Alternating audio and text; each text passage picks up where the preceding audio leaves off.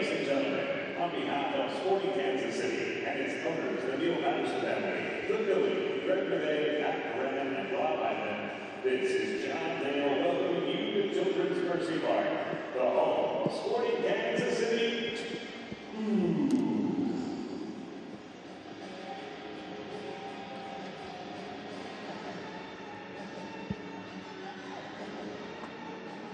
Introduces next officials. The referee is John Freeman. The senior assistant referee is Jack Ryan. The junior assistant referee is Matthew C. And tonight's fourth official is Jervis Nathaniel.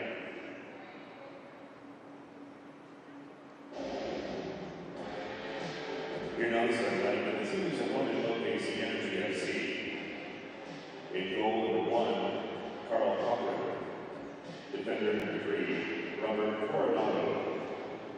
Defender number 4, Mitch Lawson. Defender number 20, Hunter Donlin. Defender number 19, Wayne Sunday. Midfielder number 17, Jonathan Brown. Midfielder number 8, Hiroki Furumoto. Midfielder number 10, Aaron Kasubers. Midfielder number 13, Katie Daniels. Midfielder number 24, Kodak Aida. And forward number 21, William Bishop.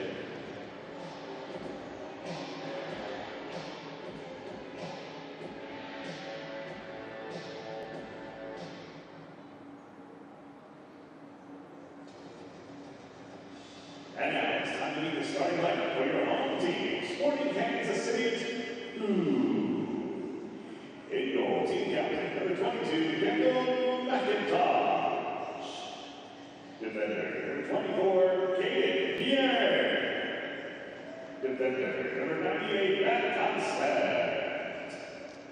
Defender number 60, Graham Smith. Defender number 13, Amadou Dia. Midfielder number 84, Jahan Rama. Midfielder number 28, Cameron Duke. Midfielder number 25, Aziz Arrows. Forward number 23, Tyler Rima. Forward number 96, Wilson Evans. And forward number 19, Grayson Barber. Sporting Kansas City 2 is coached by Paolo Nagamura.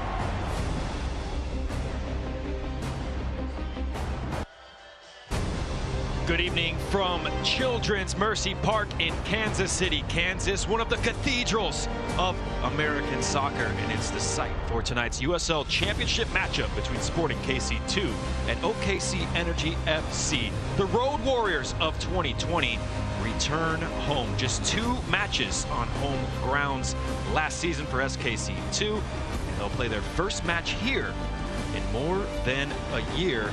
Last time was March 8th. 2020, and they'll be hoping for a nice homecoming welcome. But for the visitors, they'll be trying to stop the SKC2 attack, and the main factors for them will be Connor Donovan.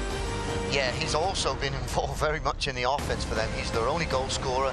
He's had several attempts on goal. Unfortunately, they have not found the back of the net. He's someone they're going to have to watch tonight, especially on set pieces. Dropped their first 2 games to start the season, OKC.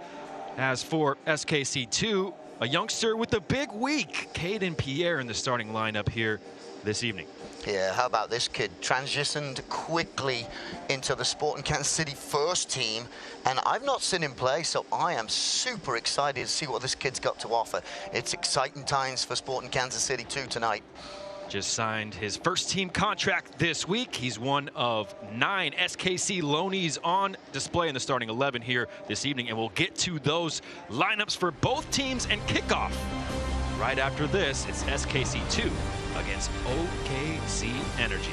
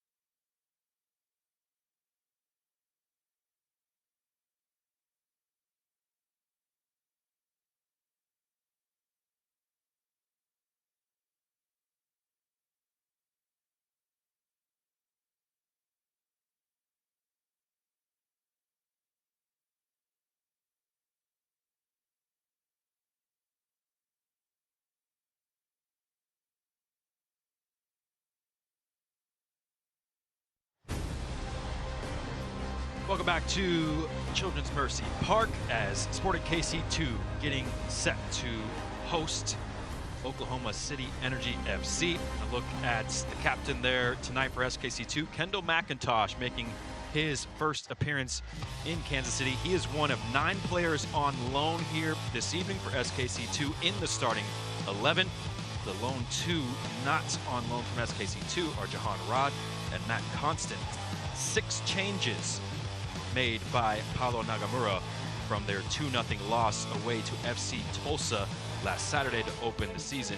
Freeman, Cisneros, Barber, Constant, and Pierre keep their place in the starting 11. For the visitors, it's an unchanged side for manager John Pascarella, a familiar face here in Kansas City after spending 8 seasons as the goalkeeper coach for Sporting KC.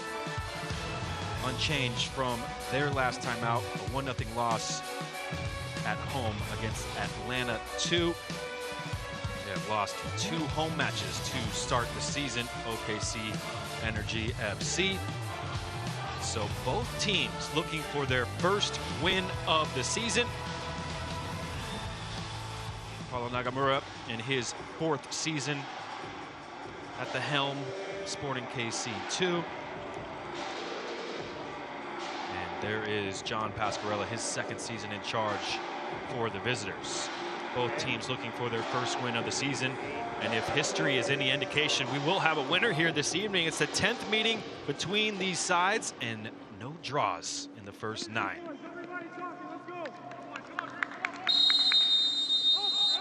Referee blows his whistle. We're underway here. The return home for Sporting KC2, the Road Warriors of 2020. Just 2 of their 16 matches last season were at home. And here they are back at Children's Mercy Park for the first time since March 8th of 2020. They'll be going from right to left here in the first half. Oklahoma City in the green stripes, going from left to right. Of course, SKC2 wearing the hoops in Sporting blue and dark indigo. Alongside Doug McClagan, I'm Carter Augustine. And Doug, it's a return home here for SKC2. And a big match for these two sides who have both dropped their opening matches to start the season. Yeah, they've both dropped their opening matches, but don't be fooled by OKC. They've actually played really well in both their games. They've just started late in both their games. And the first game against Tulsa, they got behind early, couple goals, and they struggled to get back in. With Atlanta, too, they dominated the second half, but like I said in the intro, they couldn't seem to get the ball in the back of the net. So it'll be an interesting game here. I know they're 0-2, but I don't think they're playing like an 0-2 team right now. And SKC trying to build down the right, and Caden Pierre will have a run at this, but he's tracked down Mitchell Osmond, able to get there first.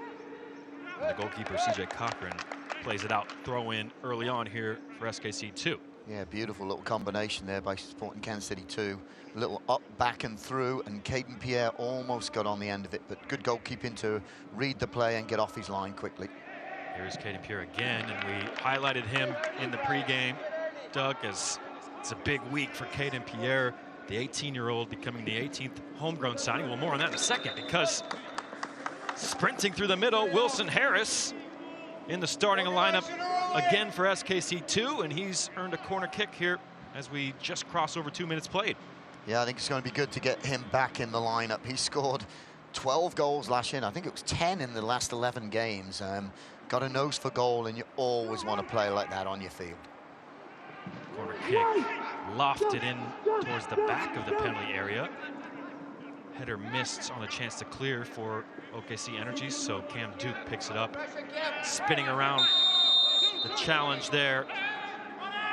And it was Kodaida who fouled Cam Duke, making his USL Championship debut.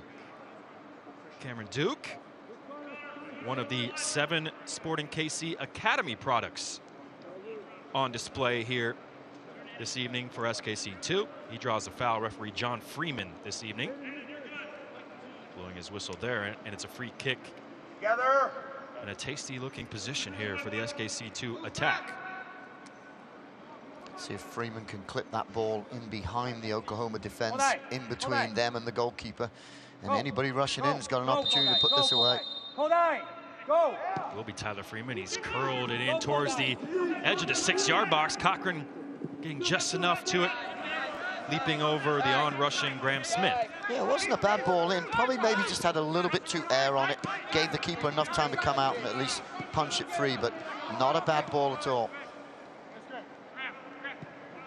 Smith looking for Cisneros, and it's away from Ozzy Cisneros, and it's a chance now for OKC Energy to break, and here comes Ida down the left on his left foot, and an easy save. Kendall McIntosh with his first save as a member of the Sporting Kansas City organization. Yeah, just not enough power on that shot. He actually probably could have taken 2 steps to his left and picked it up, so I don't think Ida really caught it clean. Tough angle too. But quickly forward on the break there, the Energy. Sporting KC2 now back in possession. Back to Graham Smith. Jahan Rod dropping in between the 2 center backs. Here's Amadou Dia, player with vast experience in the USL Championship. And again, one of the 9 on loan. Here's one that isn't. Well, the both that aren't, as Jahan Rod passes it over to Matt Constant. They're the only 2 players not on loan from the MLS side here this evening, and it's a turnover. And that OKC Energy looking over the top.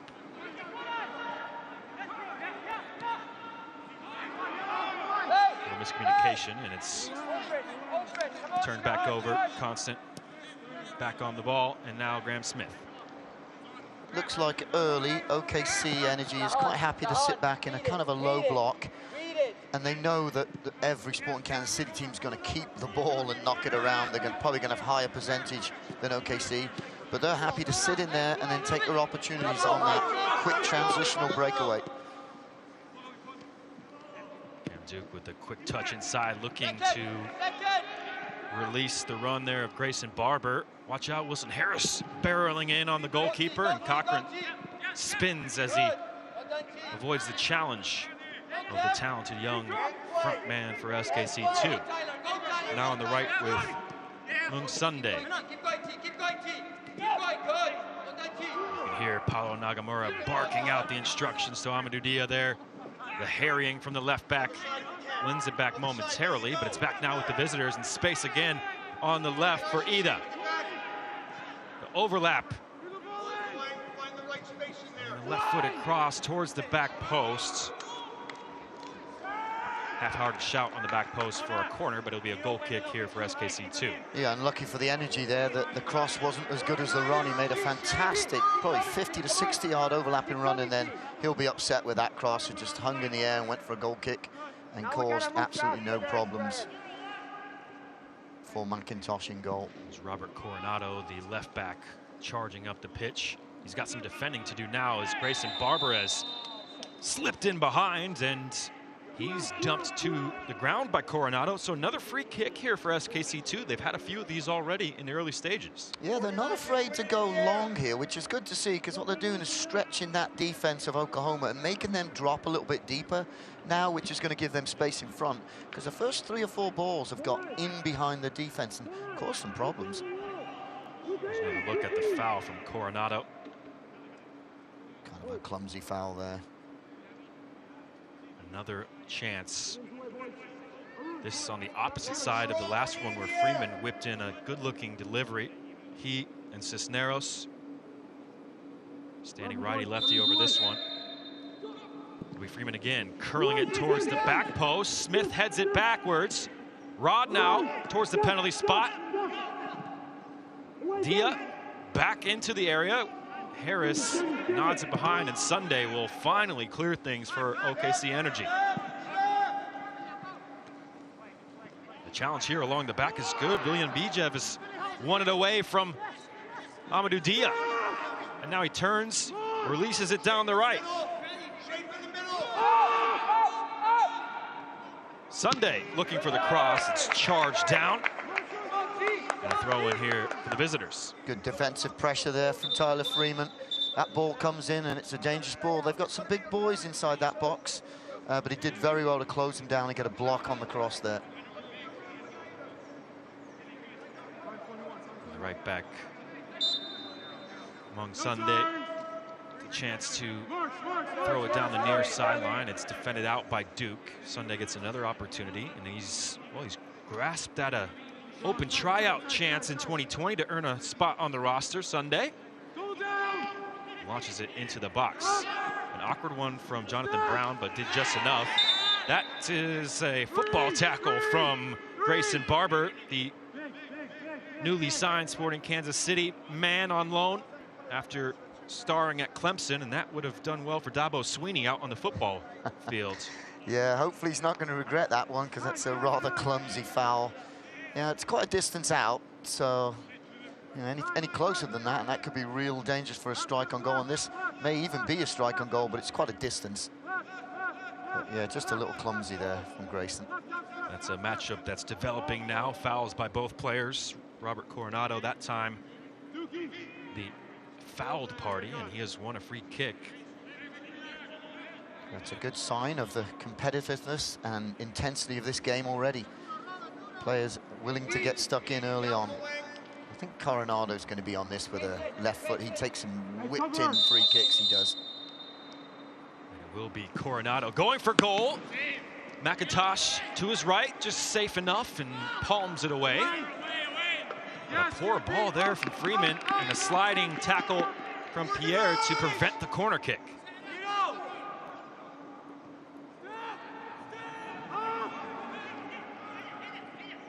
Spin on the ball there from Aiden Daniels, and it's back to Coronado. He'll retreat all the way back to the goalkeeper, CJ Cochran. Looking over the top, Sunday onside, and he's got options here. He tried to slot that one towards the back post, and Bijev looks a frustrated figure as he was in some space making that back post run. It's a really good ball by CJ Cochran, because they had a few players offside, but not Monday, who was, Sunday, got the days mixed up. It was not Sunday, because he came from an onside position, and unfortunately they turned the ball over rather easily. So it's back now with SKC2. Duke. And Smith will switch it over to Matt Constant, was a second-round pick out of North Carolina for Sporting, wound up signing with SKC2. There's a clever header back from Barber. And Duke, the quickest to that one, and he's won another free kick. Take a look now at the save just moments ago from the free kick. Robert Coronado going for goal. Yeah, he hit it, but it was a comfortable height for the keeper, and I don't think it ever really put him under trouble. He just played it safe and parried it away instead of catching. But yeah, a decent shot, but not enough to worry him. McIntosh recovering from an eye injury he suffered early on for Sporting KC. Freeman lofting us in towards the penalty spot. Ooh. Constant was there. There are two big center backs for Sporting KC2 here this evening. Constant 6'6", Graham Smith 6'4", and Constant got on the end of that one. Yeah, I know Graham Smith is good in the air. We've seen him over the last few years. And Constant, who's taller, it's good to know that he's good in the air. So that could be a problem for Oklahoma. But we've had 3 free kicks already, and Freeman's knocked all 3 of them in, and been pretty decent balls too. Here's an opportunity. Step over from Duke into Harris, sliding challenge, and a goal kick won here. Mitchell Osmond coming over to cover from his left center back position. Yeah, good sliding tackle, and he got the kind of the luck of the bounce for it to come off Harris last. And I got to give John Freeman credit. He was right on top of the call, and because of that, no one turned around and argued about it, because it could have gone either way. But good refereeing, fantastic tackle. Spot on decision there from John Freeman. That's Brownie's challenge there from Osmond. Now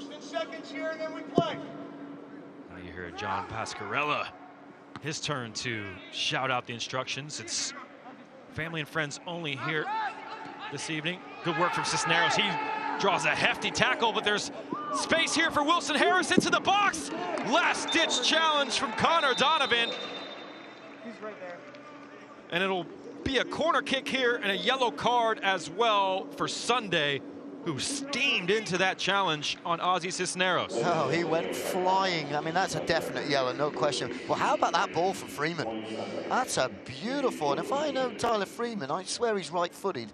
That's a beautiful ball in with his left foot. Unfortunately, the touch from Harris just got away from him that last second there. Used to seeing that from Wilson Harris in the box, the 2020 Young Player of the Year in the USL Championship. Was the SKC2 MVP as well.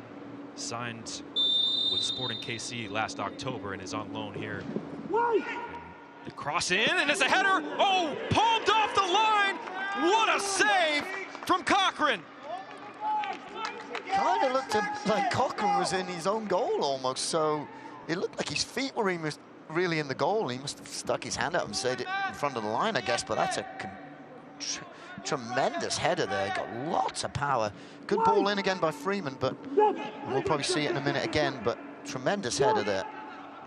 This second corner in quick succession was towards the edge of the box and cleared away by Oklahoma City. Good stick there from Duke to prevent the counter. And we'll take a look now at this sensational save from Cochran. Okay, see how half his body was in the goal almost, but that's a fantastic save. But obviously, SKC2 have seen something there, because Tyler Freeman's floating those balls in, and it's probably from what we've just talked about, the 2 huge centre-backs that Sporting Kansas City 2 have. And that was obviously one of them. Yeah. Matt Constant denied his first professional goal. He must have thought he scored on that occasion. Only for Cochran to claw that one off the line. Smith challenging in on Jonathan Brown. It's dropped back to Sunday, and now Aiden Daniels slips around the challenge. Smith, though, in the passing lanes.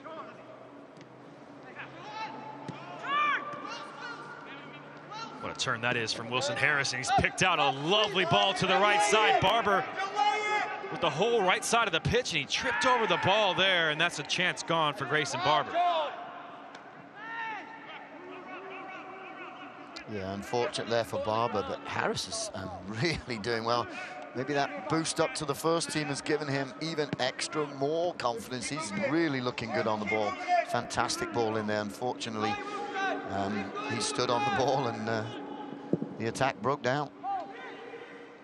This one slips past Ida, but into the path of Bijev, and here he comes again. Onto the right foot. And McIntosh was comfortable enough to see that wide of his left-hand goal. Well, the game's opening up a bit. It's getting exciting here. It's almost end-to-end entertainment here, which both teams obviously do not have a win yet, so they're both looking for wins. And exciting soccer so far. I've really enjoyed the first few minutes of this game. Already the first 16.5 minutes have flown by here in Kansas City, Kansas.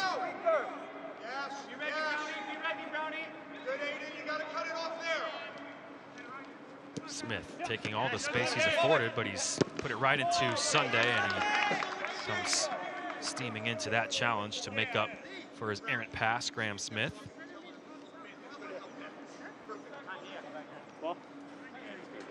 Like I say, we're 16 minutes into this game, and Sunday already has a yellow card, so he's going to have to be careful for the remainder of this game. And this game's pretty intense. There's been some tackles flying in all over the place, and I don't see it letting off anytime soon. Tyler Freeman gets a tackle in there, and there's numbers streaking forward here. Wilson Harris from the edge of the box, blocked that time by Osmond. And Pierre now for Rod. Back to Cade and Pierre. End-to-end stuff here at Children's Mercy Park. Turnover as there was a deflection on the pass into the feet there of Donovan. But Dia wins it back high up the pitch. Freeman cutting around two defenders. Space for Barber, right side of the area. Barber trying to whip it across towards Harris. Back now with Barber, second chance. This one takes a deflection. Harris on the turn. Another huge block from Donovan. Cisneros from range. The chances are piling up here for SKC2. And again, Connor Donovan with a really important block. Yeah, well done on the wing to beat his player. I'm not sure if he could have hit this first time. He perhaps could have taken that with his right foot, but still a great take on his left foot to turn and hit, and a good block by the defender there. But well done, Barber on the outside, going one-on-one and getting the cross into the box. We highlighted Connor Donovan in the pregame, wearing the captain's armbands here in his first season at Oklahoma City Energy, coming over from North Carolina FC, where he led the team in just about every category. In defense, also in passes. Foul now as Cisneros draws it right along the halfway line. Yeah, we talked previously that the Energy had not started the last two games too quickly, and they've started well here, but if you can see, if Sporting Kansas City 2 was a little bit luckier, there could be a couple goals up already, and then Oklahoma would be in that situation again where they're coming back into the game. They seem to get better as the game goes on, so maybe Sporting Kansas City 2 needs to take advantage of the opportunities they're getting right now. 20th minute here, still scoreless between SKC2 and Oklahoma City Energy. USL has some unfinished business. First, the Tampa Bay Rowdies welcome Phoenix Rising May 15th at 8 p.m. Eastern on ESPN2 in a rematch of the canceled championship final from 2020. Then League One takes the national TV stage for the first time when Greenville Triumph play host to Union Omaha May 16th at 4 p.m. Eastern on ESPN2. Now space down the left for Kolaida, and he will just drop it back to Coronado. Inside for Daniels. Nagamura barking for his defense to step up. And they forced Oklahoma City back into their own half, but some good passes being strung together here by the visitors, including this one. Space for Sunday. Curls one in. It's a delicious looking delivery. McIntosh got a hand to it. It'll be out for a corner, and there might be a problem here for Kendall McIntosh. That's not good, because John Brown's calling the trainer on quickly, so he must have caught McIntosh, and not his fault, because that was an absolutely beautiful ball from Sunday, right between the forward defender and goalkeeper. And I got to give props to McIntosh. going in to make that save. Very, very brave save, and he may have paid for it too. Referee's having a word with Brown, but I don't think Brown could do anything there. He had every right to go for that ball. That's brave goalkeeping, and like I said, a beautiful ball in from Sunday there. I was just saying, Kendall McIntosh had an eye injury just at the start of the season for Sporting Kansas City. Let's take another look here at Muang Sunday. The cross coming in. Ooh, and that's cleat right onto the head and face area of Kendall McIntosh, who's still down receiving treatment here. We hope the best for Kendall McIntosh, 27-year-olds. First season in Kansas City, signing for Sporting KC on loan here this evening. Looks like they're taking stuff out. They must have cut. That's, I don't know whether it's graze or a deep cut, but they're bringing out bandages here, and they're working on the back of his head, I think it is, and I think that's cleats to the back of the head, and we could be looking at a change of goalkeeping here. Here's the backup this evening, Gavin Krenecki, who did start last week.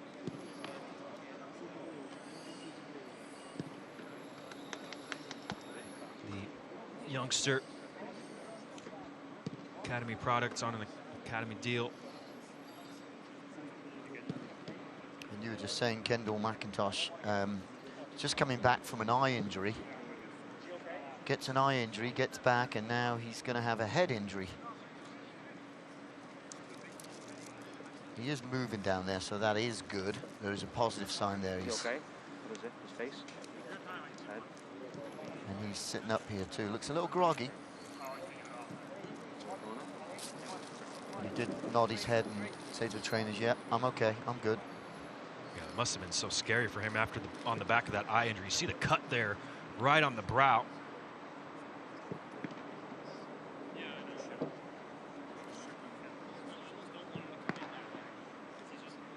Training staff and Paulo Nagamura alongside Chris Martinez, his assistant.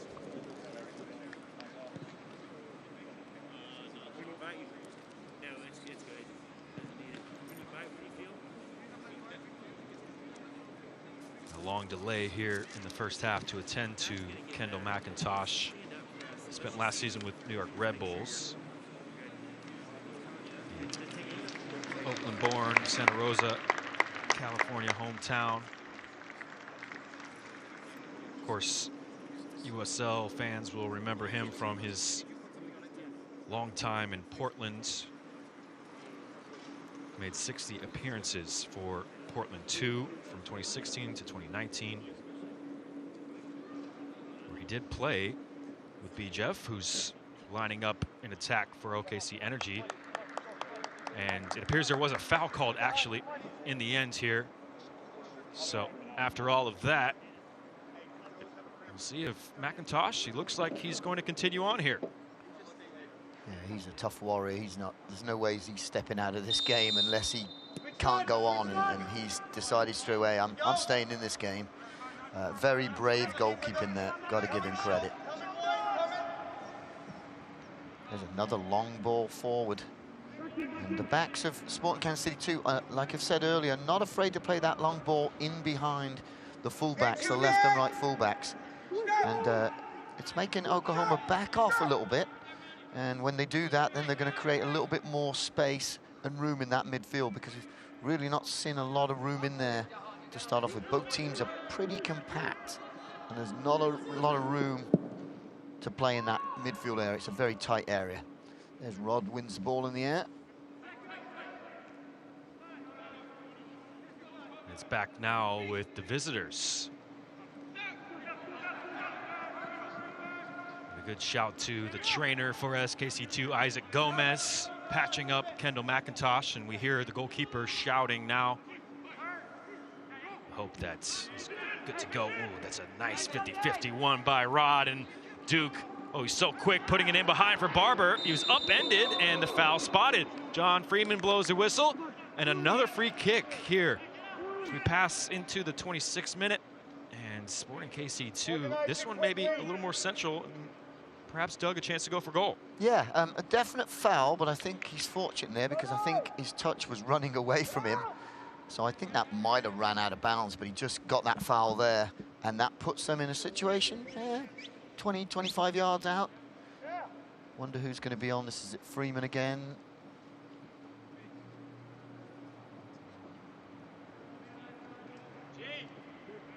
Everyone's interested in taking this free kick for SKC2.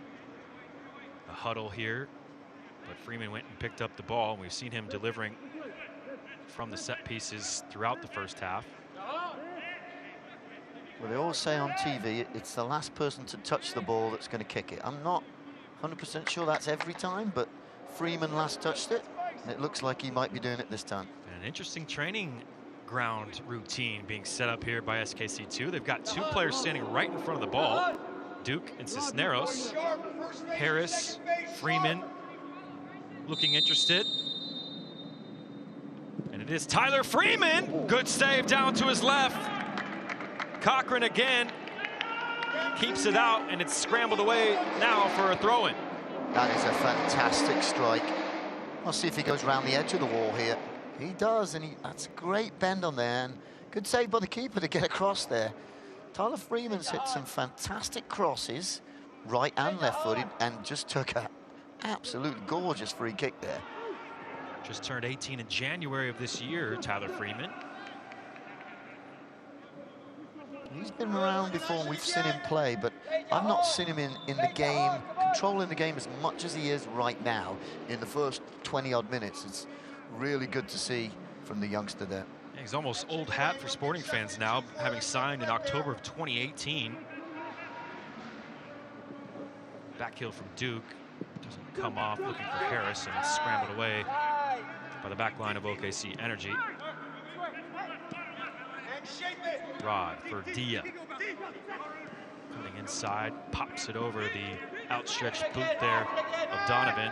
Dia calling for it, but Freeman instead sizing up his defenders, running at Sunday. And on a yellow card, Sunday does enough to win a goal kick, and Tyler Freeman goes down holding his right ankle. Yeah, it wasn't a free kick, it was a shoulder-to-shoulder charge, and that is legal. I don't know if he twisted his ankle on his way down. He's not happy, though. Complained to referee. Should be a foul, ref, he says. Another look at his strike towards goal. Freeman, another good save from Cochran. He's pulled out a few of those already in the first half. Absolutely. Good strike, good pace on it, too. And, yeah, he got a hand to it. Well, he had 2 goals and 9 appearances in 2020, Tyler Freeman. When he signed in 2018, he was the second youngest in club history to sign for Sporting KC. And so, the Shawnee, Kansas hometown product, U.S. Youth International, and just turned 18 as well. So, it's been around for a while, but still so very young, Tyler Freeman. Yeah, I think we'll see some more goals from him because last year and the year before when they were taking free kicks, he wasn't taking them. And if he takes them like that, then I think he's going to add a few goals to his tally this year. Because before it was always Felipe Hernandez, I think it was. But now they're giving Tyler Freeman a shot at those set pieces. And from what we've seen so far with his crosses and his passes and his set pieces, I think we might see a few goals from him this year. McIntosh restarts things as SKC2 played along the back to Jahan Rod. Constant was a little nervy there after his first touch, but managed to poke it into the feet of Cisneros. He draws a foul. Half an hour gone here. Doug McClagan, what have you seen from these two sides here this evening? Well, it's a highly competitive game. You can tell they both want to win this game. Oklahoma's a little bit more cautious than Sporting Kansas City, and they should be because they're on the road. Well, watch out here. Sunday late in on Amadou Dia. And that might be the final warning for Muang Sunday. He's a lucky man because I think if that's the first challenge, that's a yellow. But I think John Freeman's saying, okay, you blink in the wrong direction now, you're gone. And he's going to have to be on top of that. But you asked me what about the game. This is the game right now. It's been intense and it's been physical, which says it's a competitive game. I'm loving it. It's great. Luang Sunday will have to be walking the tightrope here the remainder of this match, and perhaps something for manager John Pasquarella to think about. Luang Sunday, the Drake University product out of Des Moines. Yeah, he won't want to take him off, but you know, like I said, if he blinks in the wrong direction, he's gone. They're down to 10 men, and it's going to be real tough if that happens. So yeah, that might be a decision there. Maybe a half-time decision for John Pasquarella to think about. This one's shielded out expertly by the other fullback, Coronado.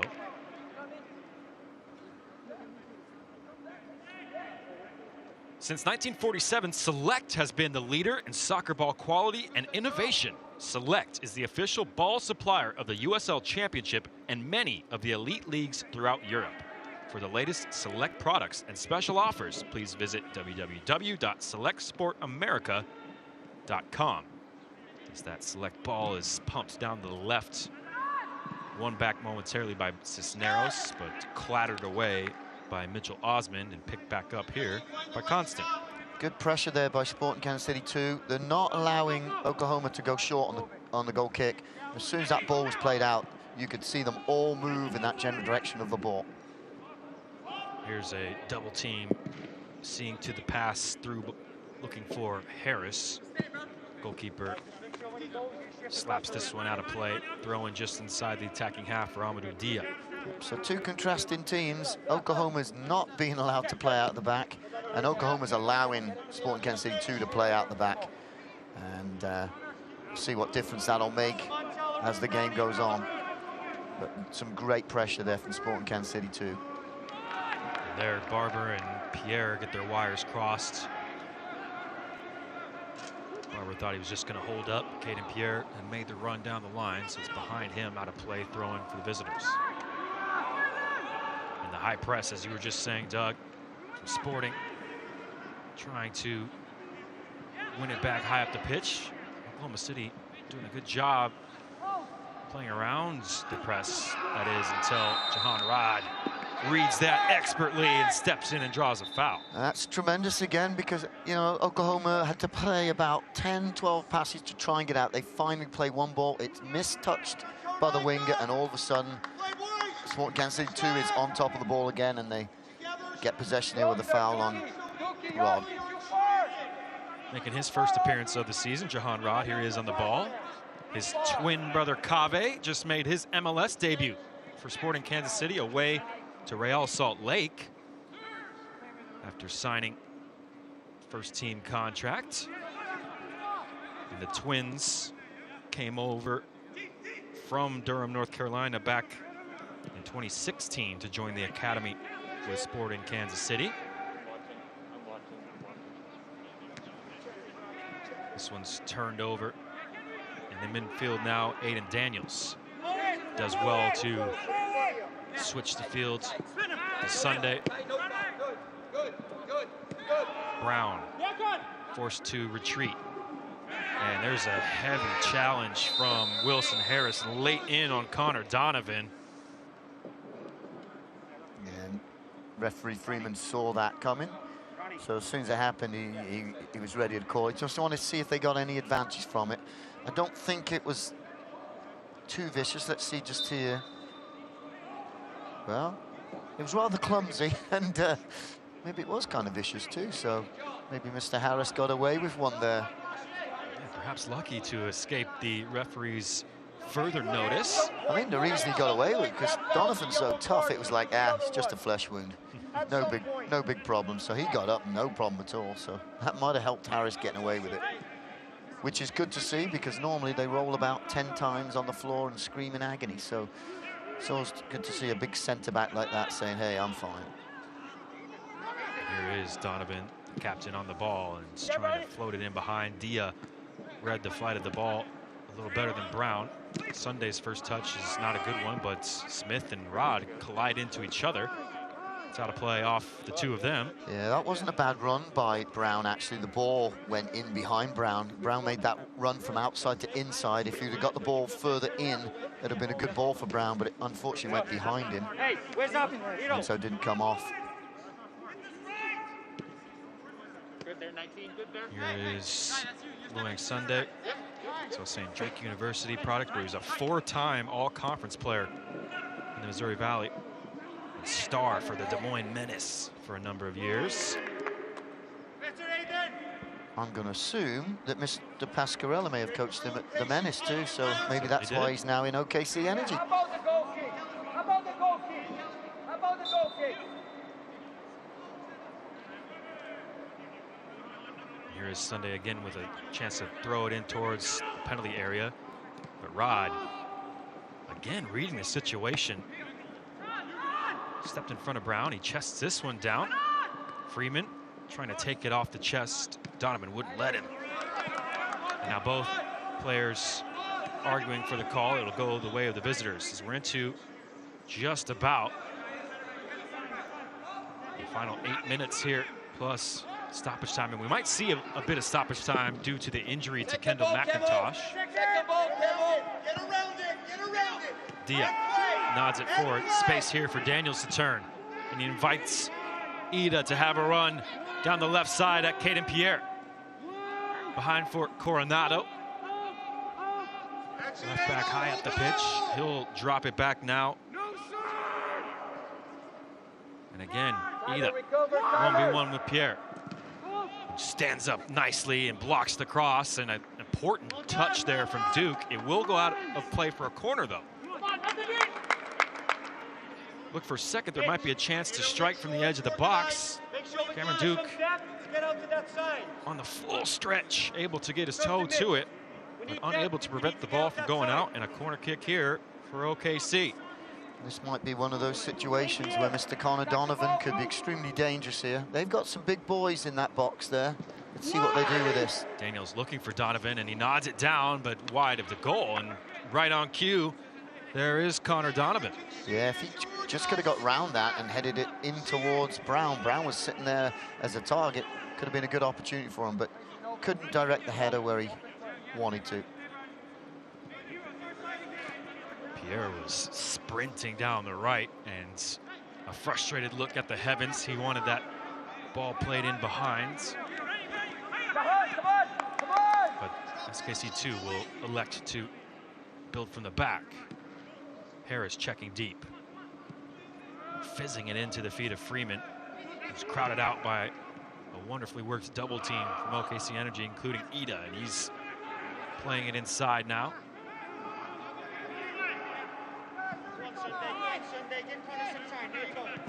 OKC seem to be coming back into this game. They disappeared for a short while. They're now getting a hold of the ball and getting to play some soccer, which putting some passes together we've not seen really all this half.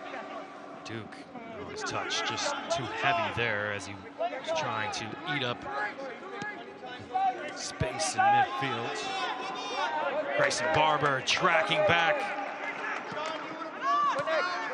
Jonathan Brown looking frustrated back. He wanted a man-on shout, didn't hear one. And Barber closing it down so quickly there to win it back for SKC2. Rod plays it out, an errant pass right along the halfway line, throw in for the visitors again. Yeah, that might have been his first mistake of the game, I think. He's really had a good, solid, nothing flashy, but just a solid game in that number 6 position. And that's the first ball that probably should have found Pierre out wide, but floated it, mishit it, and it went out of bounds.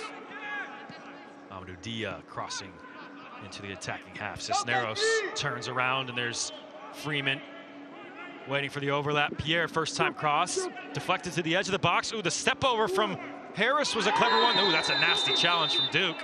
And a clear yellow card quickly given to Cameron Duke on his USL Championship debut. Yeah, a little frustration there for Duke because he was ready to hit that ball, and then he thought Harris was going to take it. Well, Harris does a dummy over the ball, so he loses. If you watch here, I think he's ready to hit it, and then last second, Harris dummies it. And so now he catches Duke. He's like, oh, I didn't know what was coming. And then just a silly late foul, definite yellow, no question about it. Yeah, looking for the ball the entire time there, Duke. perhaps not nasty, more clumsy from my initial comments, as didn't quite see Sunday nipping in, I don't think. No. And whether or not it was intended, it'll be a sore one here for Muang Sunday. And training staff looking at his left ankle. Big grimace on the face of Muang Sunday here. Well, that might give John Pasquarelli an easier decision at half-time. There's, you know, probably about 7 or 8 minutes to be adding on here in the half. If I was Sporting Kansas City too, I might get Tyler Freeman out wide and go take on Sunday and see what happens. You got an opportunity to go to a player, you get a foul there. He's already been warned. He could be off the field, they could be down to 10. But they haven't gone after him since he's got that yellow. I wonder if John Pasquarello, who's there speaking to his players on the pitch, perhaps he'll be taking back Sunday off the pitch here. Yeah, Sunday wouldn't be happy with it, but you know, it probably would be a very smart decision because, like I said, well, first of all, he's not walking very well, and secondly, he's on the edge of getting ejected if he's not careful. Well, and yeah, even more importantly, as you said, a gingerly walking Muang Sunday. Oh, we can hear John Pasquarello telling Sunday to take his time. I think John Pasquarello was telling the referee he doesn't have to come off because Cam Duke got the yellow card. But it looks like he will be coming off soon, I think. They're just I think they're kind of killing a little time, so I think that's maybe Rogers who's warming up.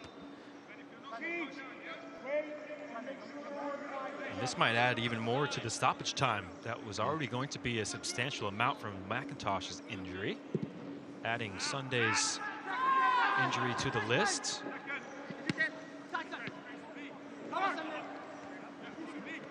Harris, good sliding tackle there from Hiroki Kurimoto. Smith turns on the ball. Clips it over to the near side, and here a chance perhaps for Barber to run at Sunday and test that ankle out. Jonathan Brown retreating back, and there's a 1-2 to open things up. Harris charges back into the area. Barber the cutback, can't find him. Cisneros picks it up. Duke. To Dia. Ooh, the back heel flick is a really pretty one from Dia. It's in behinds, and Duke goes down, and another free kick here. And, well, there goes Duke's shoe. I think that's clear indication of the foul. That's a beautiful little flick, but I don't think even Duke knew it was coming. Caught the defense off guard and caught Cam Duke off guard as well, but he was able to think quickly on his feet and was trying to slip in behind there. And Sunday has gone down again. Look at that. That is beautiful, but like I said, Duke did not know it was coming, but good quick reaction by Duke. And the defender had no idea it was coming. We've got two things that are going to happen here. One, I think this might be the end for Sunday. He's struggling.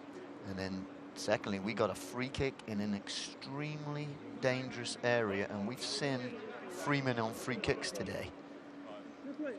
His balls into the box have been extremely dangerous. I'm sure he's going to be looking for Constant and Smith to maybe get on this. The question is he going to float it in, or is he going to drive it in?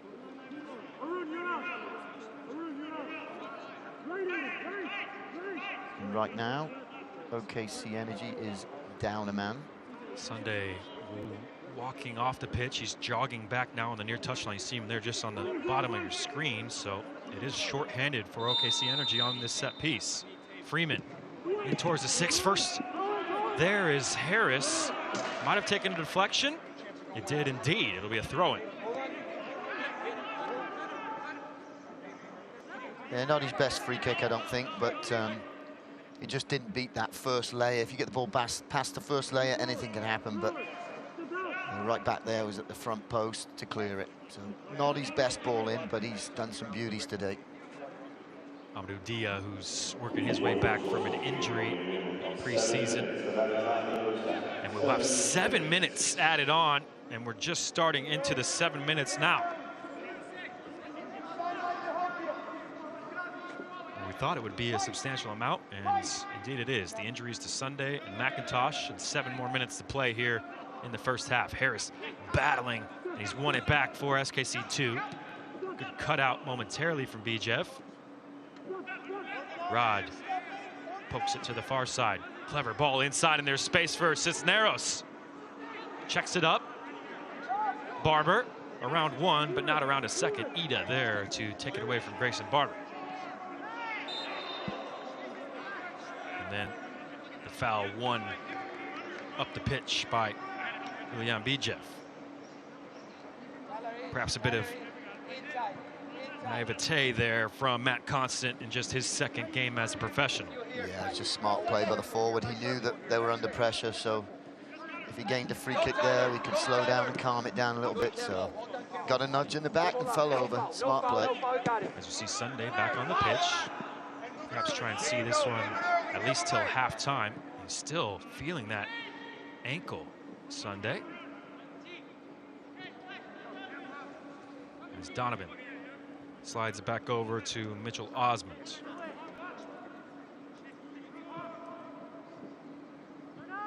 Both center backs part of 11 new players brought in by Pasquarella here in his second season. Now, look at that tackle from Rod. He's been solid all game. And watch out, in behind, Wilson Harris takes it on the chest, but he just strayed offside.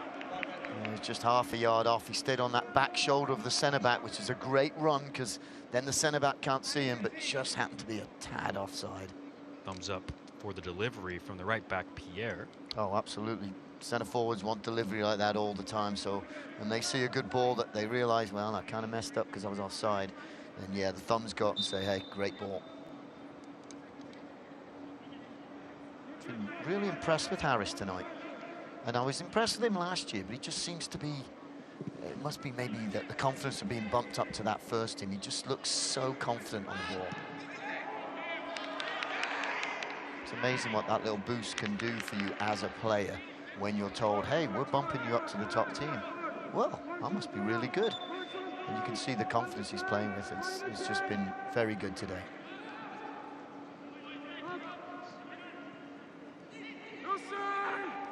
Slipped in behind for Vasiljevic. Aaron Vasiljevic picks out a ball to the edge of the box. It's not handled. That's it! That's it, Kodai! And Kodai, Ida, What's wrong with that? called for the foul. And you can hear the OKC bench not agreeing with the decision from the referee. Yeah, it was a tough one. It wasn't a bad foul, but in the end, I mean, it really was a foul because it came from behind. So it's just, you know, the game's getting intense, and you gotta love it as a spectator here. Into the 49th minute here. So just past halfway of the 7 minimum added minutes here at the end of the first half. Foul on Duke. And Freeman a little upset with perhaps some chatter he's hearing from the sidelines. Mr. Pasquarelli just said, John, please, just fair and balanced. That's all I want. And I think he's been fair and balanced. There's been some, I think it's been a clean game, don't get me wrong, but there's challenges flying in all over the place. Brown down the right, Rod again. That's what you expect. I mean, well, they're in the 3rd game and we're in our 2nd game. So, yeah, these guys right now, you get a few wins and you're at the top of the league. So it's highly competitive right now, and that's the way it should be. So, yeah, people are flying in for challenges. Been really competitive first half here at Children's Mercy Park. Sunday again trying to throw it into the feet, and this time it's off Rod. It will be out for a corner kick late on here in the 7 minutes of stoppage time. I'm sure Mr. Donovan will be their main target as he makes his way up to the penalty box. He's coming up, so too is Mitchell Osmond. 6'3" Osmond. 6'2" Donovan. And they're going to get a run on this because SKC2 is sitting in their zone of about 7 players. Donovan nods it back into the area, flicked up by Bijev, and a good tackle from Rob, but a poor communication, and Smith finally able to just hook that away anywhere from his own goal box. With 5 minutes gone here of the 7. Pierre does really well there, but Cisneros is tracked down by Kurimoto. Rod steals it away from Coronado, looking in behind, and that's a great header from Donovan. When it looked like Harris was going to be slipping in behind the defense, well, here he is, Wilson Harris, into the box, cutting it onto the right, and looking for the strike. It takes a deflection off Sunday into the goalkeeper. Yeah, I'm not sure if he was shooting that or crossing it, but it just caught a deflection, like you said, and then just rolled into the keeper's hands. You could hear John Pasquarello yelling, shot, shot, from the near sideline. Scouting report on Wilson Harris is if he gets anywhere near the 18-yard box, he's going to be looking towards goal. All he does is score goals at every level he's ever played at. That's what centre forwards do. They get a chance and they'll take it. And they might take a lot of people yelling at them for not passing it, but you know, as a centre forward, you want them shooting every opportunity they can. Into the final minute of the 7.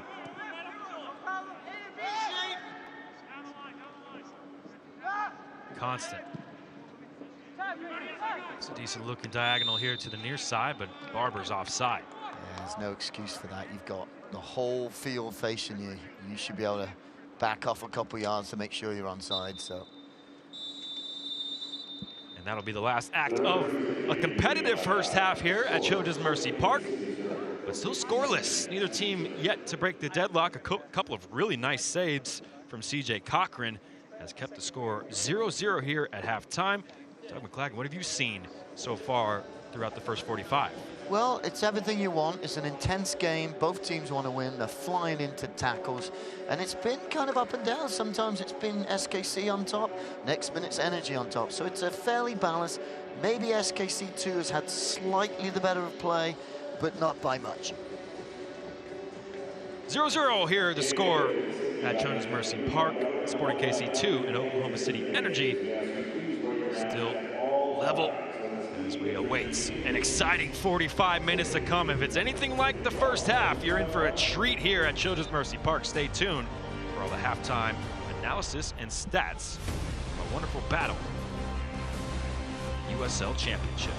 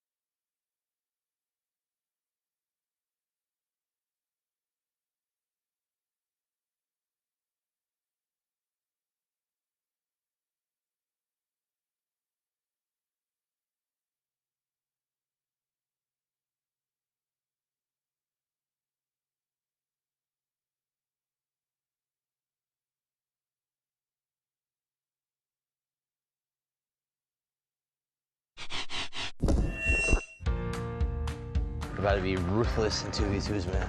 Ruthless. Ruthless. Welcome. This is part 2 of the series. I'm mic'd up.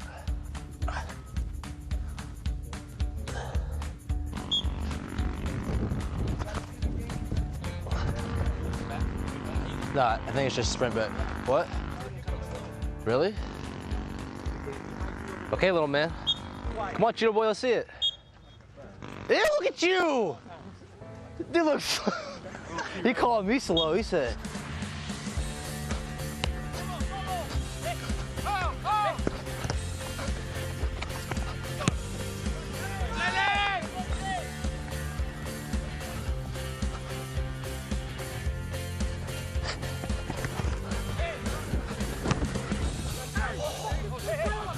If we win, we win, yes. Orange has a win and a tie right now. We lost to Orange the first one. So we win, we're champs. We get a picture. I'm gonna tell you right now, you better not be denied. You better tell your boys. Oh, they know, don't worry, they know. We gotta be champs. I believe blue by 1 goal. I'll have to double check when we're done. Yes, yes. By 1 goal, it's fine. Winner, winner, chicken dinner. Illy! Yay! Buena, buena, buena. That's a wrap. Appreciate y'all tuning in, watching this video. Got a little championship as well. I'll see you later this season.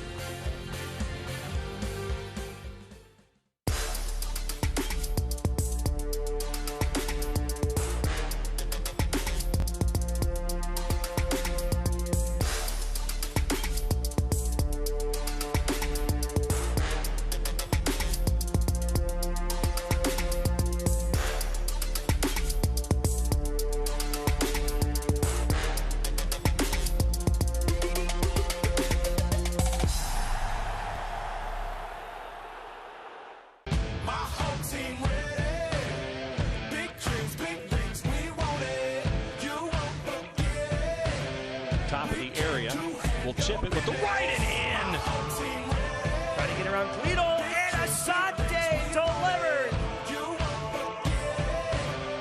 Herzagi takes it, saved by Nuhu, he gets on top of it. Over footstep, Pilato, oh what a strike!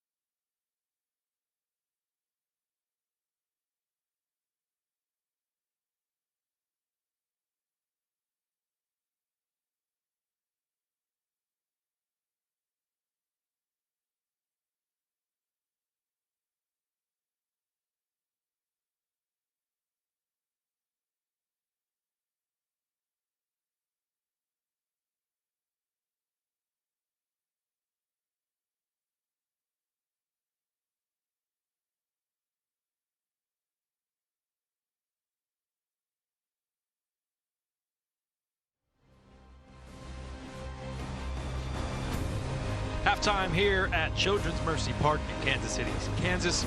Still scoreless between Sporting KC 2 and Oklahoma City Energy FC. OKC Energy FC on the road here at the lovely home of Sporting KC, and it's been a fun first half. Doug McLagan has plenty of free kicks in the early stages for the home side. Yeah, a lot of balls in by Freeman, and Constant has been constantly winning the ball in the air. But as you said before the half, the goalkeeper has been tremendous. CJ Cochran making a couple good saves, and here's another one. First there to deny Matt Constant, clawing it off the line, and then there on the free kick from Tyler Freeman. John Roud has been all over the pitch. He wins it back in an advantageous position here, and free kicks have been totting up for the home side, but as of yet, haven't been able to break the deadlock.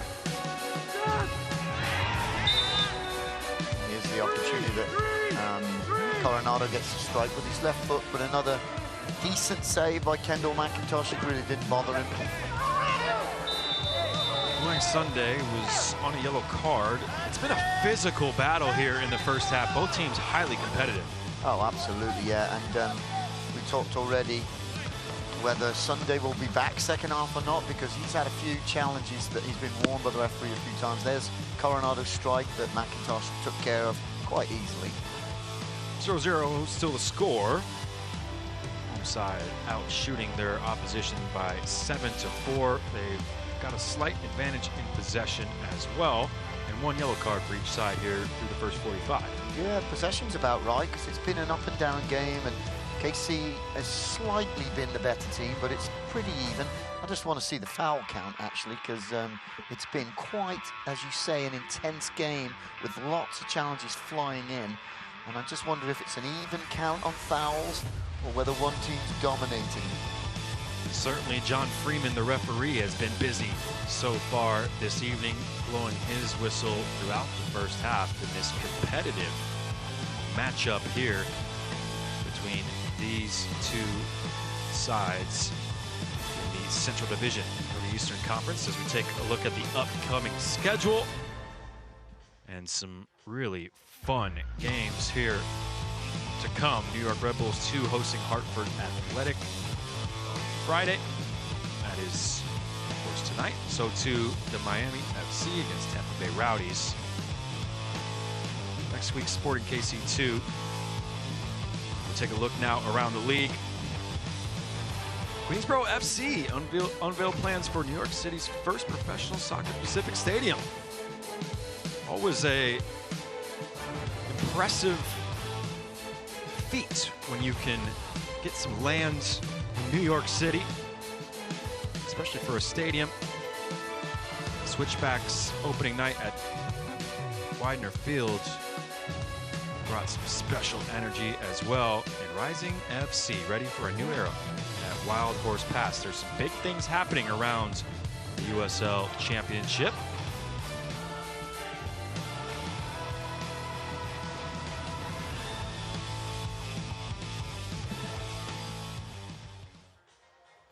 Peter Vermees in attendance here, watching 9 Sporting KC loanees in the starting 11. 7 players from the SKC Academy as well. Still scoreless here at halftime. Sporting KC 2 and OKC Energy FC. Stick with us. We'll be right back for the starts of the second half.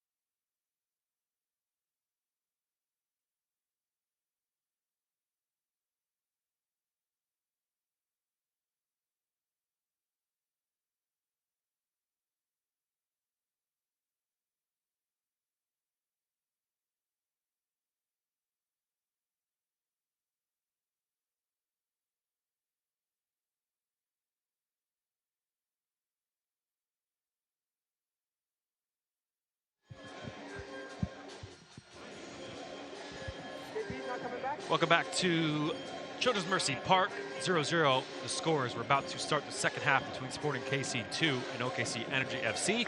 And it will be the first change of the match as Muang Sunday suffered that knock to his ankle in the first half, tried to run it off. He's unable to continue. He was on a yellow card as well. And so John Pascarella making the sub. And it's a big moment for Tucker Stevenson, the Overland Park native, Overland Park, Kansas, once signed for SKC2, and he's on here in the second half as we are underway. Kansas City, Kansas. Teams will switch sides.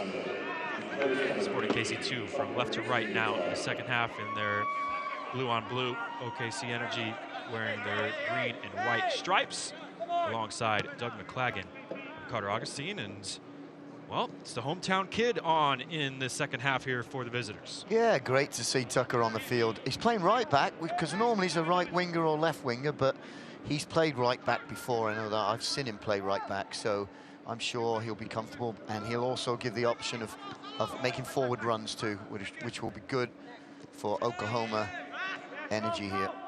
We hope nothing serious for Muang Sunday with that ankle. Kendall McIntosh still in between the sticks for SKC2, and right on cue, the ball rolls all the way back to McIntosh. That's another great run by John Brown, and he's made a few. First one went behind him, that one went too far in front of him. So if they can just connect with Brown, he's made some really dangerous runs that are coming from the outside to the inside where the fullback's got to follow him. But unfortunately for OKC Energy, they've not been able to connect with him. Most experienced player on the pitch, the Welshman, just turned 31 in April. Jonathan Brown, and a triple team wins it away from Cisneros. Well, that is a great pass over to the left side, and Dia looking for Freeman. Can't get it on the stretch, but it's cleared only back to Dia. Harris laying it off, and well, that was two players making the run, and the ball was towards neither. Dia challenging, and it's dumped down the sideline where Rod, who has picked up a lot of those loose balls here through the first just about 47 minutes, he picks up another one here.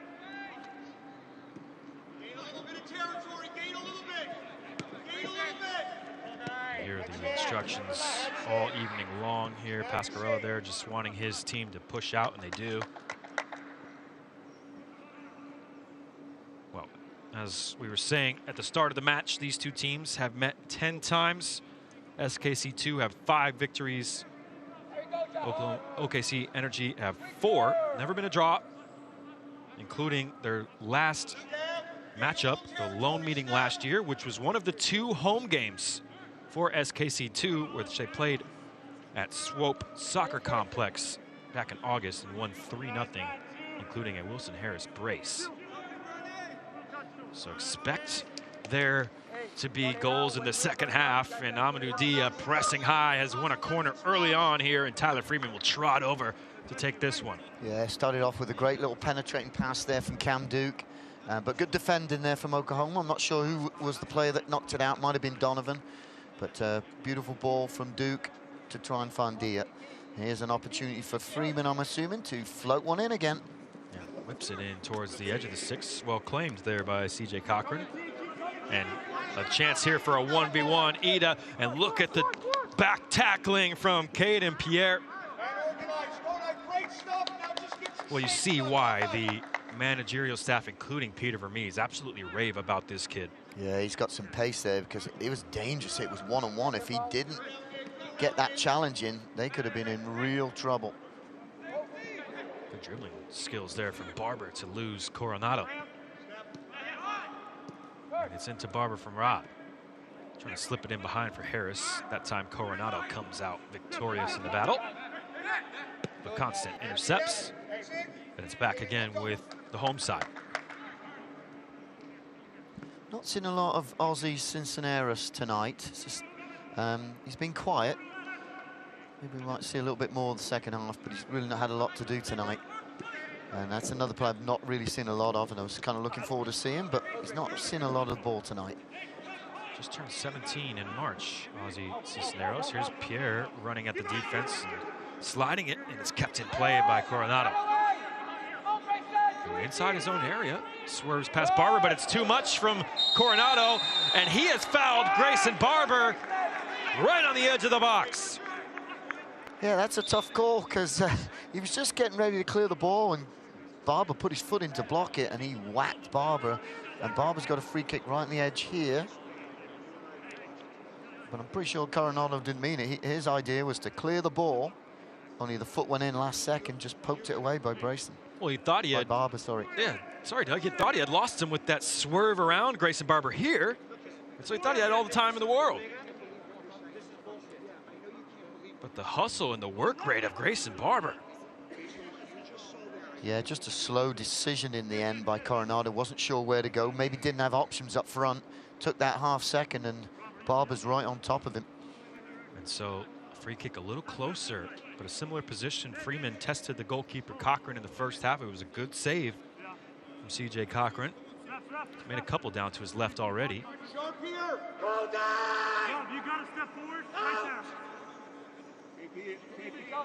Probably should be Freeman, but I'm not sure if Harris has a strong left foot, because it could be a Harris shot, but looks Freeman. Freeman curls one in and straight down the pipe. It's dropped momentarily by Cochran, but he's able to get to that rebound. Yeah, he had his whole body behind it. It was a pretty easy save for him. 6 minutes gone, already flying by here in the second half, and that one flies by everyone. Back to Kendall McIntosh.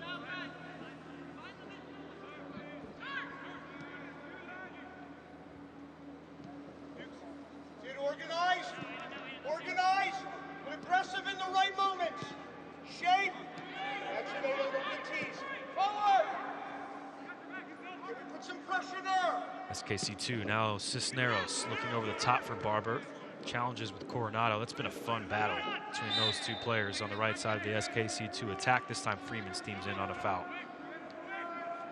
On the road, can't watch the match? Turn on Sirius XM FC, North America's only 24/7 source of soccer radio, featuring Ray Hudson, Tony Miola, Rodney Marsh, and the brand new USL All Access featuring Mike Watts and Devin Kerr every Tuesday at 7 p.m. Eastern, 6 Central. Fans of the USL can now listen to the best matches of the week, along with action from MLS, the Premier League, and the UEFA Champions League. Sirius XM FC, channel 157 on your Sirius XM radio and the Sirius XM app. Assistant coach not too happy with that call, and I think he's got a case here, because I think it came off Sporting Kansas City. Nice play from Ida to get it into Bijev, and he apologizes to his teammates, but he has won a corner here, Viljan Bijev.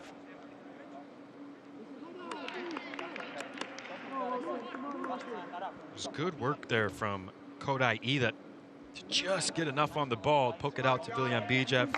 His first season here at OKC Energy. He was a free agent in the offseason after 4 seasons with Sacramento Republic. He's come over to the near side to take this corner. Players huddled on the penalty spot for OKC Energy. It's whipped in towards the edge of the 6. Dia heads it up the edge of the 18. Freeman will get there ahead of Kurimoto, and he wins a foul against Hiroki Kurimoto. Quickly restarted by Rod, and it's Amadou Dia again on the ball. Recovering from injury here, making a start on loan from SKC, Amadou Dia. Not a bad ball over the top there, but excellent again. And it's not the first time he's done it today. CJ Cochran is reading the play from the fullback, and he read that it was going to go long, stepped out and cleared up the mess as it cleared the back 4 of OKC Energy. So good goalkeeping there by Cochran. Of course, Amadou Dia, so experienced in the USL Championship, 90 appearances for Phoenix Rising. Was part of the side that won 20 straight games, a North American soccer record. Made it to the 2018 USL Championship final, but he's got to track back here because here come OKC Energy. Vasiljevic. Back now, Stevenson. And it's to the captain, Connor Donovan. Ida, clever turn to evade 2 players, and now a third, and Ida feels the tug on his shoulder. It'll be a yellow card for Jahan Rod. Wonderful wing play from Kodai Ida. That was a beautiful turn. He knew exactly where the defender was, and he just dropped his shoulder and let that ball run to his further foot and pulled away from the defenders of SKC2, and Rod had to pull him back, and that's a definite yellow, no question about that one. In fact, that's a, as they would say, a good professional foul by Rod, because if he doesn't, then he is away. And option streaming forward as well. Just left the number 24, Pierre, the number 25, Cisneros, in his dust there with the turn, Ida. So probably looking at a floated ball in to the box here. Is floated in, and powerful header from Smith away. Right back into the penalty area. It's won by Brown, knotted on by Donovan, and well, that was a chance for the visitors. Yeah, some good battles in there with the ball in the air. Some big boys fighting for some loose balls there. And that time, I think it was Donovan that got the final touch, but nobody was there to pick up the loose ball. Rod, newly on a yellow card, finds Cisneros, and there's space down the right. Coronado had to get there, and he did. Well read there by Coronado. That was a beautiful ball in there. Cisneros in for Duke. Rod trying to get into Freeman. Stevenson wins it away. Brownie, give us some help there. Good. Cut there from Daniels. He's kept it really well here for OKC Energy. Back now with Aiden Daniels, Canadian Youth International. One of several players to come over from Colorado Springs in the offseason. And it's now on the right. Floated in, and oh, he's ducked in ahead of Smith here. Trying to fire away the shot. And there's your right back, Tucker Stevenson, receiving the ball inside the penalty box, which is something he's more accustomed to, I think. He started that move with the wonderful tackle and interception away from Tyler Freeman, and just kept marauding forward. Tucker Stevenson.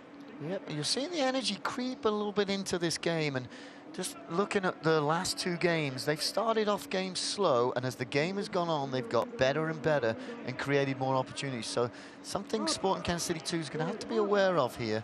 It's starting to even out a little bit here. In towards Bijev.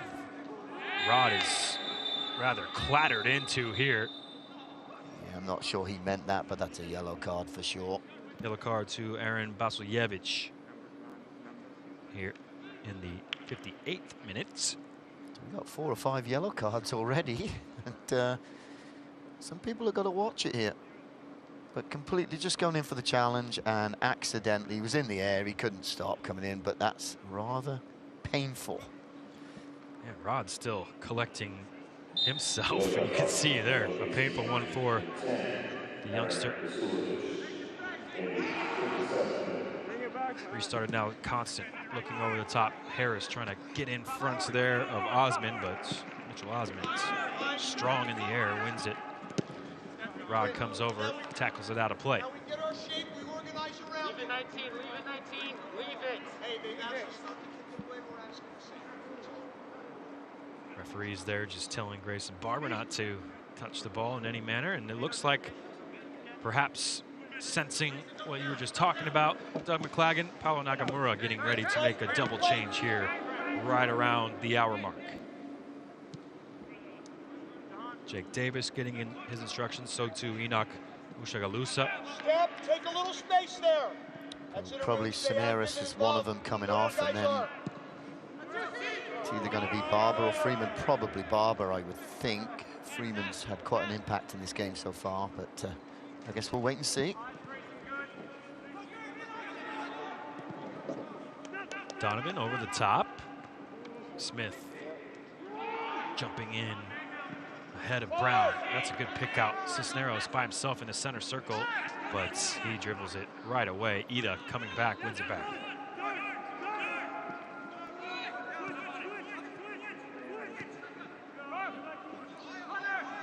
Again, OKC Energy now building things from the back. Tucker Stevenson cutting inside, but he was tracked well by Freeman, so he's back now to Osmond.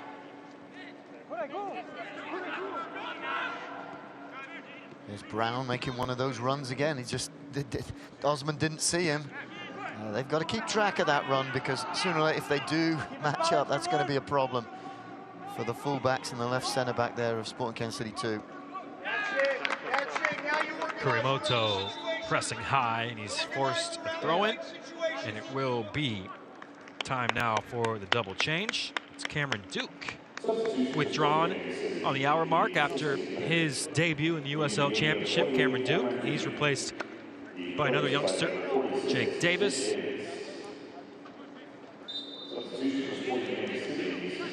And looks like Wilson Harris has come off too. Wilson Harris withdrawn. Enoch Mushagalusa replacing the front man. And so we'll have to see how this changes the setup for SKC2. It almost looks like Tyler Freeman, for now, is sitting in that central position, which I know he's not a normal centre forward, that's for sure. He's certainly not a target man. And Musha Shagalusa has moved out to the left wing. Play the game! Control what you can! Play the game, boys! Let's go! Focus and discipline with Foul the called game. against Ida, and so Pierre will restart things for SKC2 as we're into the final half hour. Barber with a slick touch around Coronado, and a foul from the left back.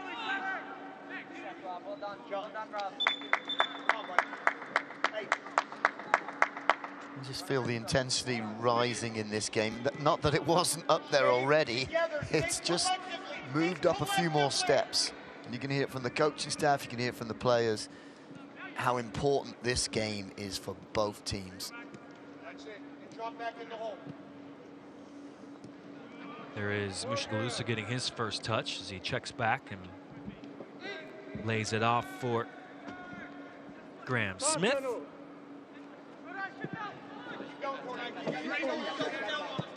Second season with Sporting KC2 for Mushagalusa. Pierre upended. Referee saw no qualms with that challenge, but it was picked up by Barber and held by the home side. Yeah, I think Freeman maybe played advantage on that, because they did come away with the ball and then kind of coughed it up immediately, unfortunately. There's a good little combination. Now we got Jake Davis into the play. He finds Rod. And now Mago, I've got to get that name right there.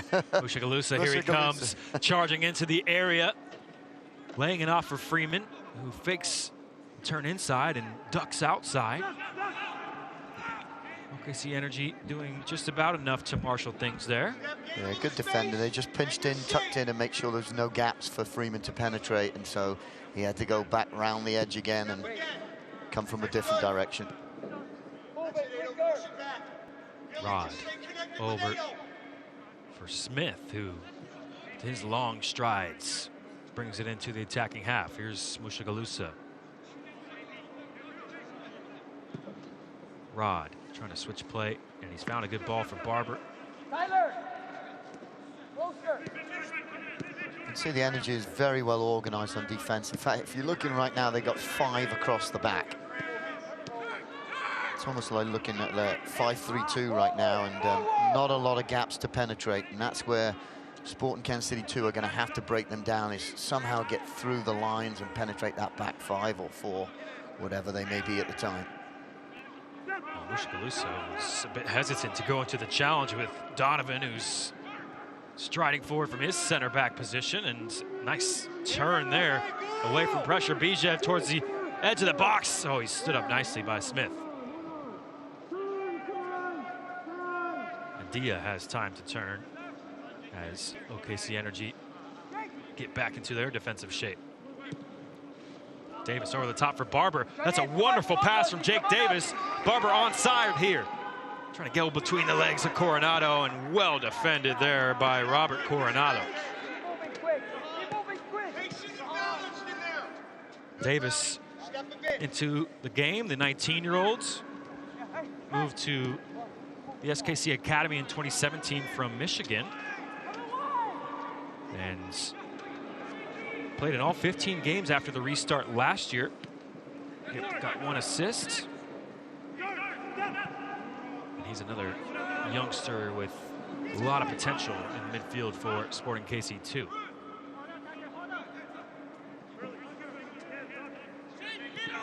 The visitors now stringing some passes together along the back. Coronado poorly touched that away, but Freeman likewise gives it right back. USL is committed to supporting the LGBTQ+ community. Through the Forever Proud project, the USL will strive to create safe and welcoming environments for all fans, players, employees, and partners. Learn more at uslsoccer.com/forever-proud. I think you're going to look at a different kind of approach now for Sporting Kansas City too. It's all, having Harris on the field, you know at least you have a big target boy that can win balls in the air. Now you've got 3 kind of smaller forwards, but they're all quick forwards, so that they're looking to penetrate that back forward, but it's not going to be long balls into the middle. It's going to have to be diagonal balls in between the centre back and the full backs, I think. Constant was looking for one of those just now, and he's giving it away, and there's a chance to move forward into the attack. It's Aiden Daniels cutting inside. Jake Davis back tackling. It's loose to Ida, who's now into the penalty area. Shifting it on to his left. Smith heads it out, but can only concede a corner. Yeah, good defending by Smith there. It was a good ball by Ida to get that ball past the fullback and into the box, but Smith was at the front post just to clear it, and safety first for a corner. So we're going to see there's 6 to 8 players from Sporting. Here's a short, quick one. Vasiljevic back to Ida, who tried to return it, and it's smashed anywhere by Jake Davis, and it'll be another substitution here, and a welcome one for the visitors. Frankie Lopez checking into the match, recovering from injury. He was unable to take place in the last couple of matches, and so a big boon, and you hear an OKC Energy fan that loves it here in the stadium. As Frankie Lopez healthy enough to get onto the bench here this evening, and he's healthy enough to come in and take place here in the last 24 minutes. Mushagalusa running. Stevenson went down early. He saw the danger and got the slide tackle in. And, well, on that sprint forward from Mushagalusa, a player for OKC Energy has pulled up and holding the hamstring here. Doesn't look good. So Jonathan Brown down on the pitch there. He's shaking the back of his knee. That is not a good sign.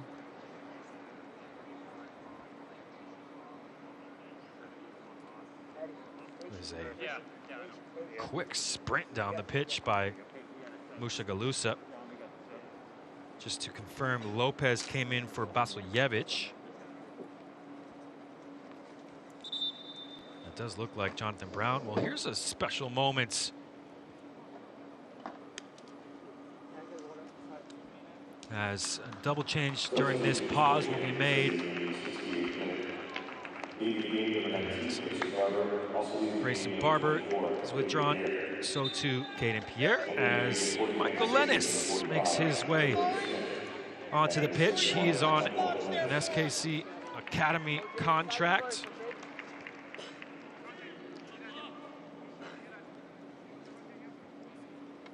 So too Roger Smith checking into the match here. As 4 of the 5 subs now have been used by the home side.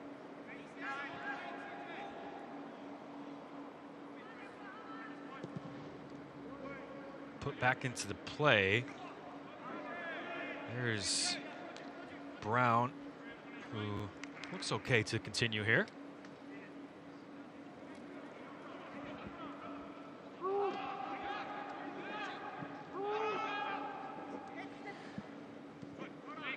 Back now with the visitors and Coronado.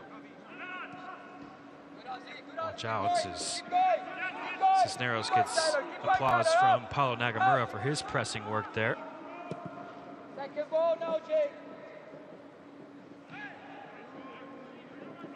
Out of play for a throw-in for the home side.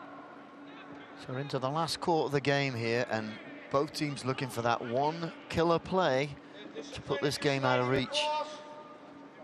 You say they've made a lot of subs now, and like I said, maybe a different approach here from Sporting Kansas City to get the ball on the floor, play through balls to the quicker paced front runners right now.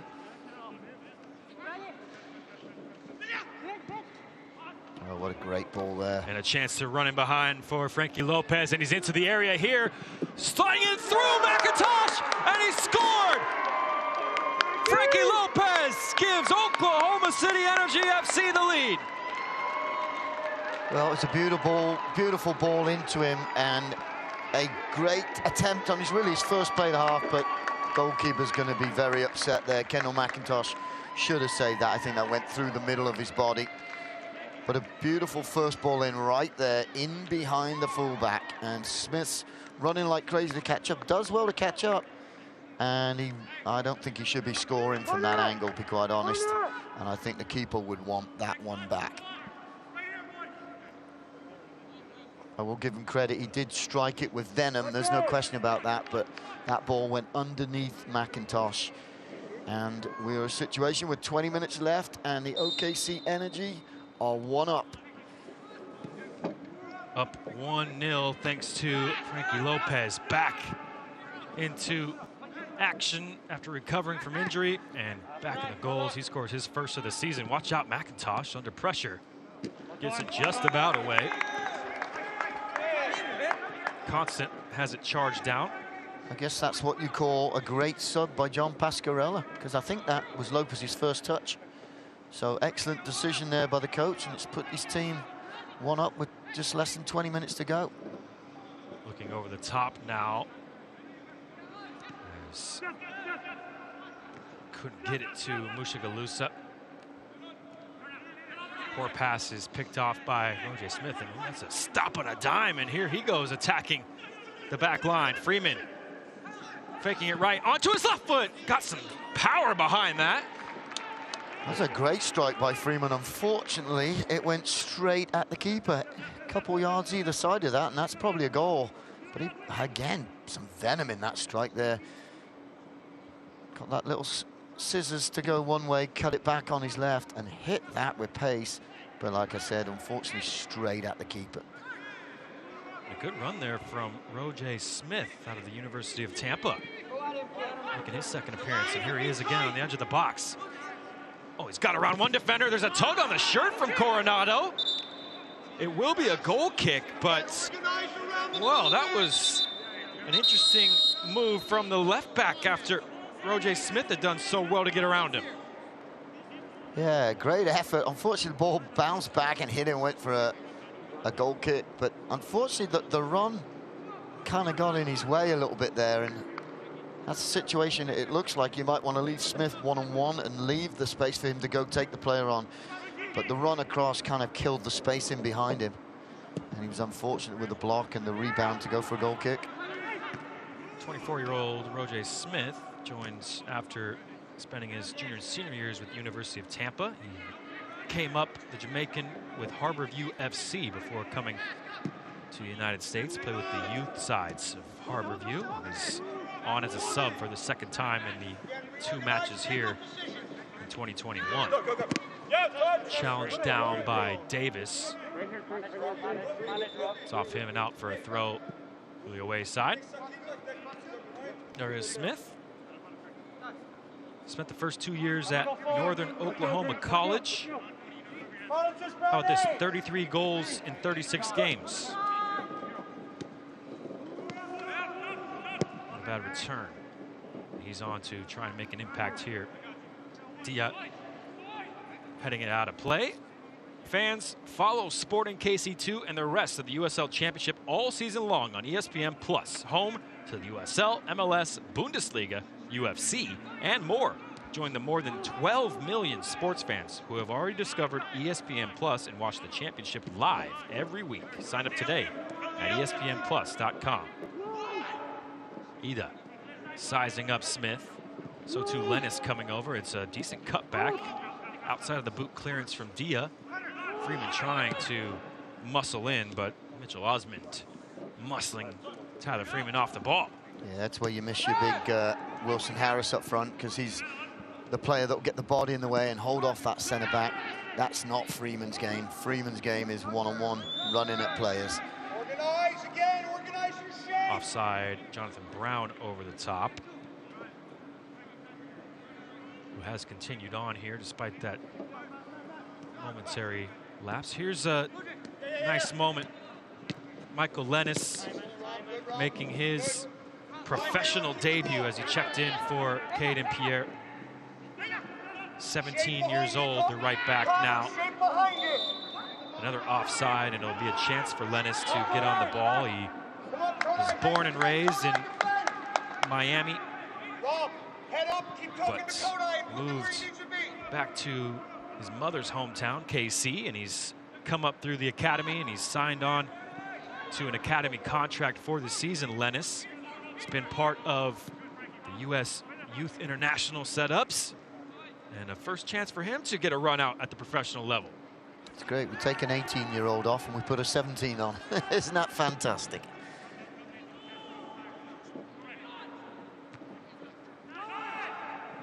As they started SKC2 with 7 academy products, and they brought 2 on as substitutes here in the second half.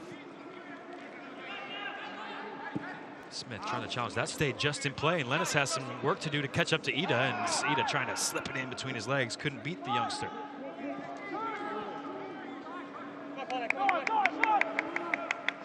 Rod gets his eyes up. Fires it in towards Freeman. Well read by Coronado. It's been a busy man, the left back, Robert Coronado. He's been good. It's been very good. That's the 3rd or 4th ball that's been played forward that he's actually intercepted and just read the play very well. Coming over from RGV in the offseason. He led that team in passes last season.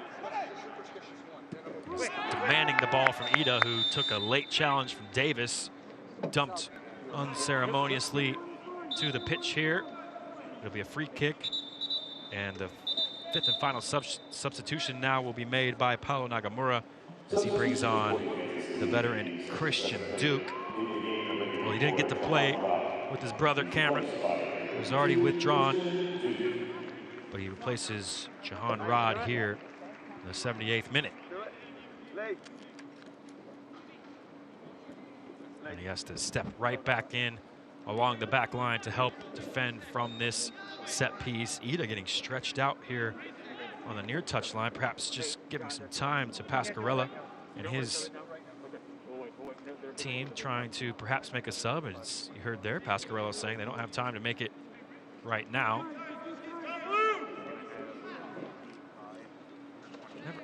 Never understood why players don't already have their shin guards on. And that's what's happening on the near touch line, as Ida has come out of the match. So down to 10 momentarily. OKC Energy floated in. Good catch at the highest point there by McIntosh and Ida. Well, he came onto the pitch before he was allowed, and so that will be a yellow card to Kodai Ida. That's a tough one, really, because, I mean, they usually just, when the game gets going, they just wave him on, but the linesman didn't wave him on. He stepped on the field, and that's a yellow card. I feel bad for him because his coaching staff told him to run out onto the pitch.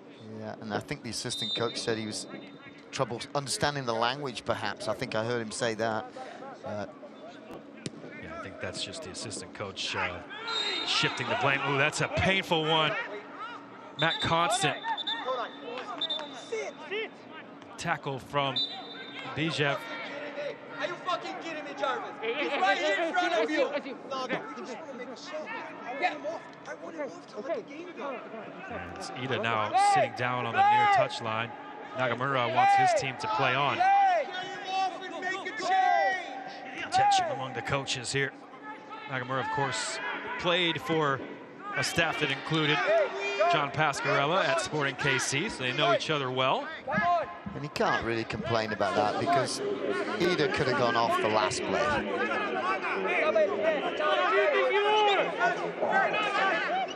Hey,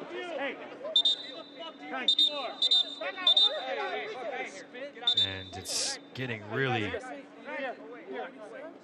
aggravated here on the near touchline. There is the sub as Ida makes way. Sam Rogers checking back into the match here for OKC Energy to try and see out the last 10 minutes or so in this 1-0 lead thanks to the goal from Frankie Lopez. So it looks like Rogers has gone to the back line and they've just moved Tucker Stevenson up to left midfield, which makes sense because that's his normal position. Good job. Played 35 minutes of right back. Now yellow card for Jake Davis, and they're starting to come thick and fast here. Jake Davis is lovely. He didn't get a yellow card on that last challenge. No chance for the ball pass. That's not his second one, is it? Connor, you dictate what happens. Don't react to it. Control what we can. Yeah, he must have got away with that last challenge on the sideline because he got a yellow one for that one there. It's getting a little testy the last few minutes, isn't it? Something's on the line. Both teams searching for their first win, and it's getting heated here in the cool night air in Kansas City. It was 63 degrees at kick. And as night has fallen here, so too the temperature under 60 degrees now. Not cool enough to cool off the tempers along the near sideline.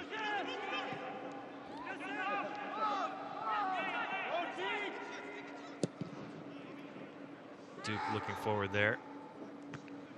Confines Smith on the left. Smith, Graham Smith that is, heading it forward, and it's one back by OKC. Lopez manages to scramble it back to Rogers, who's in his first season at OKC Energy, who's with Tacoma Defiance last year. Again, 11 new players brought in by Pascarella in the offseason. He got rid of some seasoned veterans. So Cody Lorendi and Tiba Harris. His side have a 1-0 lead as we move into the final 8 minutes here at Children's Mercy Park. Time running out for SKC2. Lennis touches it inside the Davis. Who's ushered backwards by Hiroki Kurimoto. Just see how well organized the Energy is, and they're working their tails off. Every pass is played, they're shifting and closing down gaps and picking up runners. They're working really hard, and they've got 8 or so minutes plus added time to finish this game off. And somehow Sporting Kansas City 2 has got to break them down. Mushkalusa into Davis. Stutter step, and he's put it in behind for Lennis. Crossing it towards the penalty spot. It was a good-looking ball. Got through a few bodies. Rogers popped it up into the sky. Lennis looking backwards, and Bijev trying to duplicate the goal that they scored earlier. Couldn't get it over the top of Graham Smith this time. Well, great ball by Davis to get through there. And then, like you said, Bijev almost found Lopez again there. That could have been double dangers. Could be only second there. Dia tried to size up the defender there on the far side. Brown was unable to get around him, but it's back again with the hosts. You can see with SKC2, they're going to have to throw a few things in. They're going to take some chances. That could open up some breakaway opportunities for the Energy too, if they're not careful.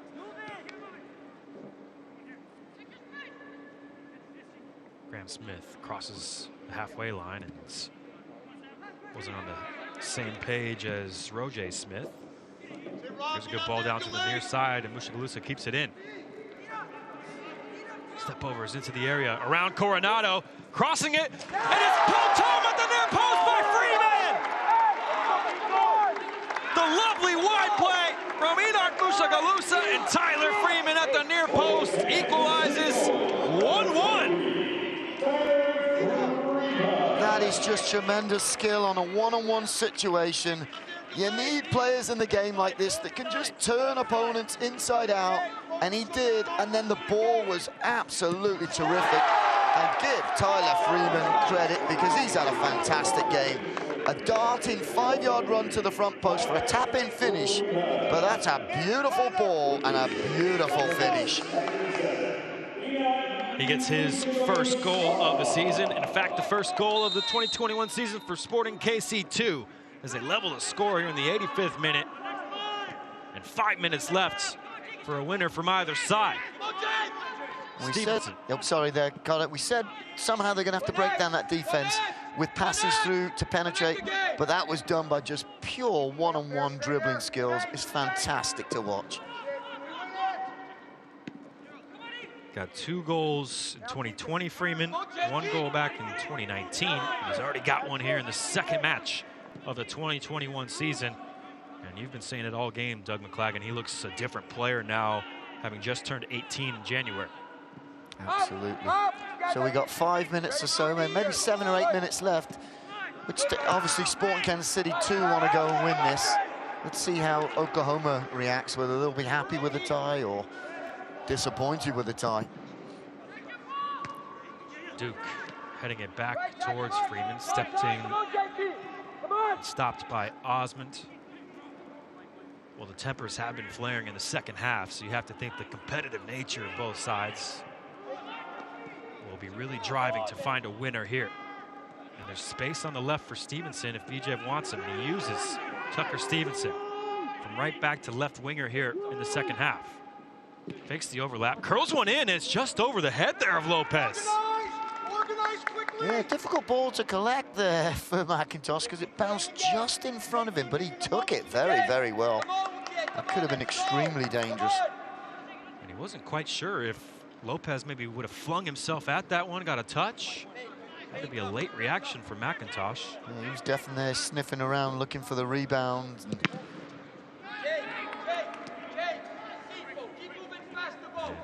Paulo Nagamura didn't like the attempt at the big switch there from Jake Davis. You could hear on the near touch line saying, keep it simple, move it around.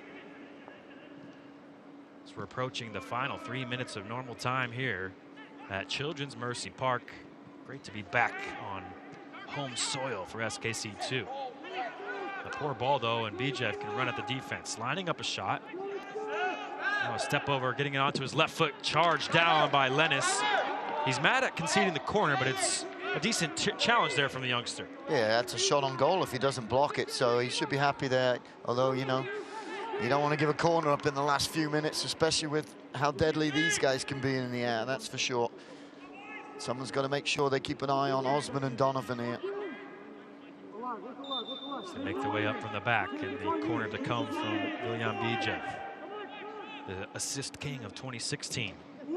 Curls it in towards the back post, and Rogers was there, but just the top of his head out of play for a goal kick. Well, the United Soccer League, all 31 championship clubs and its players stand together in support of diversity, inclusivity, equality, and compassion. For more information on the USL's commitment to change through the United Against Racism campaign, visit uslsoccer.com. 2 minutes left, plus added time. The 3 points up for grabs here after OKC Energy took the lead through Frankie Lopez, only for Tyler Freeman to equalize on the wonderful wing play from Enoch Mushagalusa. But here come the visitors. Bijev 1v1 on the edge of the area with Constant. William Bijev through bodies. McIntosh saves. Well done, McIntosh. He was probably thinking after that first goal that went under him that he had to make a sure save there, and he got his body behind it, did very well. Could have been a tricky one. Diaz slides it in, and challenging down the left is Mushagalusa again, trying to cut it back on Rogers, who stood up tall to the challenge. I don't know about you, but I don't feel like this game's over yet. I think there's another goal coming from somewhere. Certainly there will be chances here. Cisneros, who will last the full 90 for the first time in his young professional career, tried to dribble around someone and was stopped in his tracks. It was Kurimoto, and now the foul one high up the pitch by Lopez. As we move into the 90th minute.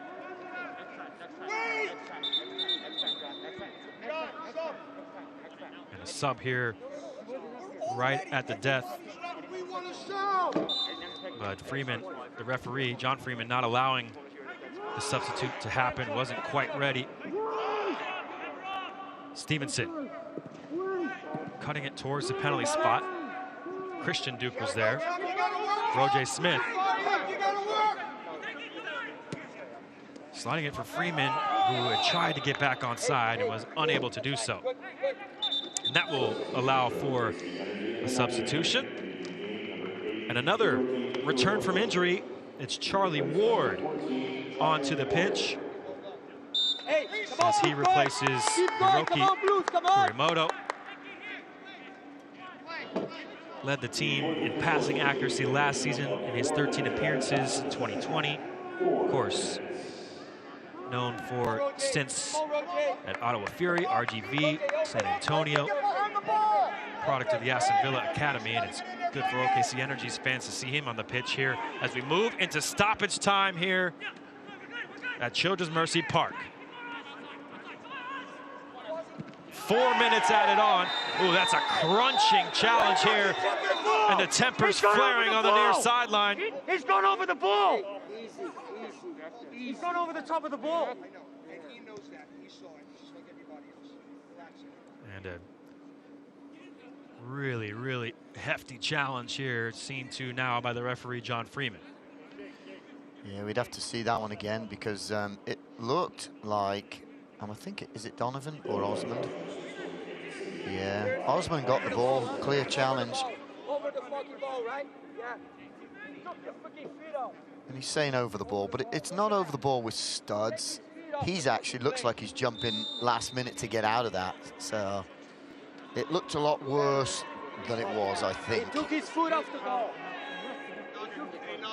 Yellow card was given to Ozzy Cisneros. We got one in the first match against Tulsa. He's got a second one here. The challenge on Donovan. Yeah, that's probably a fair call. Yellow, but definitely not the red that maybe they were looking for. Look at that tackle by the youngster. Michael Lennis wins it back. But Smith dribbling into trouble. Picked off there by Davis and back with Lennis. We're into the second minute of the fourth. McIntosh trusting Lennis, and well, his trust was paid off there. It did pay off. I thought that might have been the wrong decision, but well done, Lennis. This kid's got something about him, the 17-year-old. And here he comes again down the right. Smith wanting the ball. Oh, Lennis there. Just a bit late in delivering it. But he's picked up the ball and he's fired in a throw, and Smith now hugging the touchline. Cutting it back, and he's trying to slot it into Freeman. There are plenty of shirts in front of that delivery, and it's hooked out of play. Organize early, you got a minute. 1 minute. Lennis into Duke. Break once and win it. Davis inviting Smith forward down the right-hand side, and he charges into the penalty area, sliding it back. Freeman's there. Scrambled out. No, it's off Freeman, and it's out of play for a goal kick. Almost an identical play on the goal that tied the game up. Only this time it was Smith getting round the back, and another good ball. I think that was from Jake Davis. Originally the ball, yeah, it was from Davis. And a good front post run by Tyler Freeman, but unfortunately couldn't pull this one off. And again, I put that down to good defending by Osmond, I think. Challenge from Bijev on Constant is a foul as we move into the final minute of the 4 minimum added on here. Ball was rolling, so Lennis restarts. That is a nasty challenge into the back, and a straight red here at the end of the match from Frankie Lopez.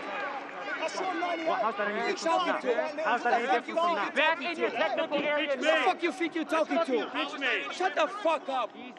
Well, we apologize for the language here as the tempers are flaring on the near sideline yet again, as the barge in the back here from Lopez gets him sent off. Well, I mean, you can see the intent to hit him. Red or not, I'm not sure. But it was kind of a late, silly foul there by Lopez. And just the way things have been going, there's a chance that that red card can come out. And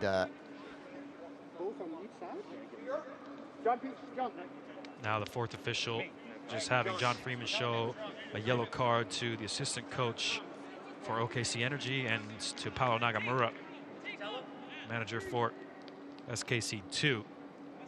So they've been chirping back and forth throughout the second half here. So we were into the final minute when that challenge happened. We're over the 4, and that'll be full time. No time really added there at the end by John Freeman for the challenge and the stoppage in play. And the points split here between Sporting KC2 and OKC Energy FC. 1-1 the final. Doug, what did you think of this one? I loved it, the intensity. I mean, you can tell at the start of the season because everybody's in it. The players were intense, the coaches were intense, it was physical. It was a fun game to watch. I really, really enjoyed it. So both sides get their first points of the nascent 2021 season. Perhaps OKC Energy, having taken the lead, will be aggrieved to give that away so late to Tyler Freeman. But SKC2 with a lot of chances throughout the match. A very even contest here. Ends 1-1 and a points to both sides.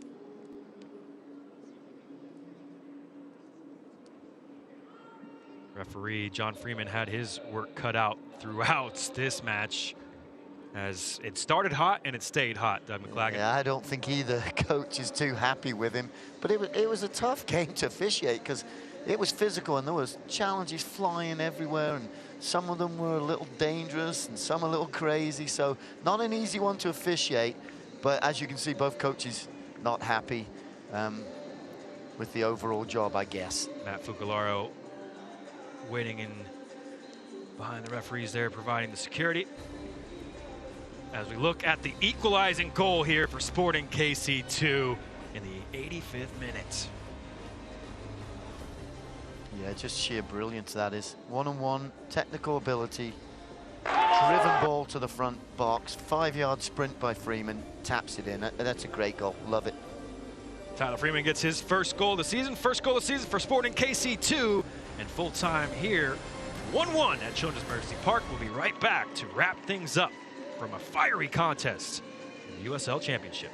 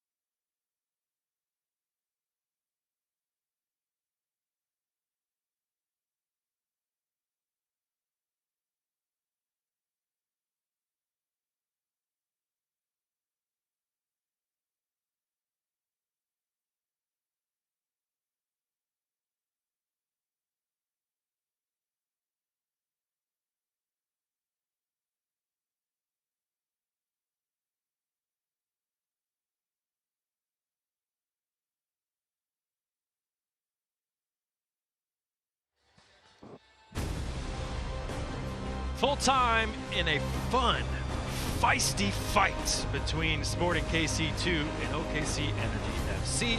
1-1 the final score. The teams go home with a point apiece. We'll take a look now at the final stats from what was a really fun one here to open the home stand for SKC2.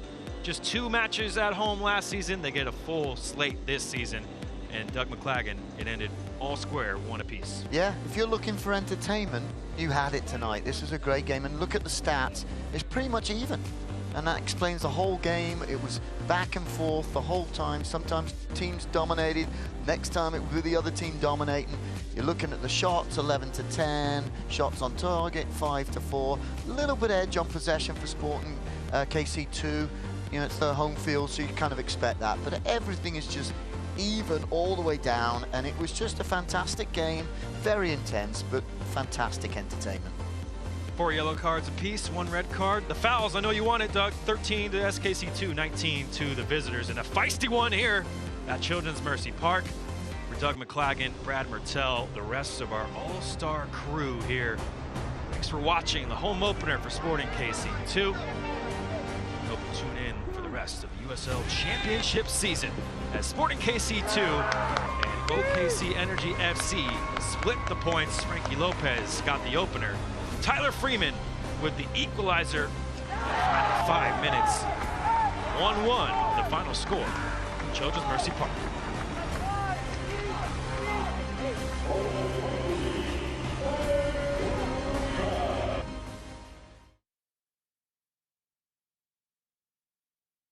Rebroadcast or reproduced without the expressed written consent of the United Soccer League Championship.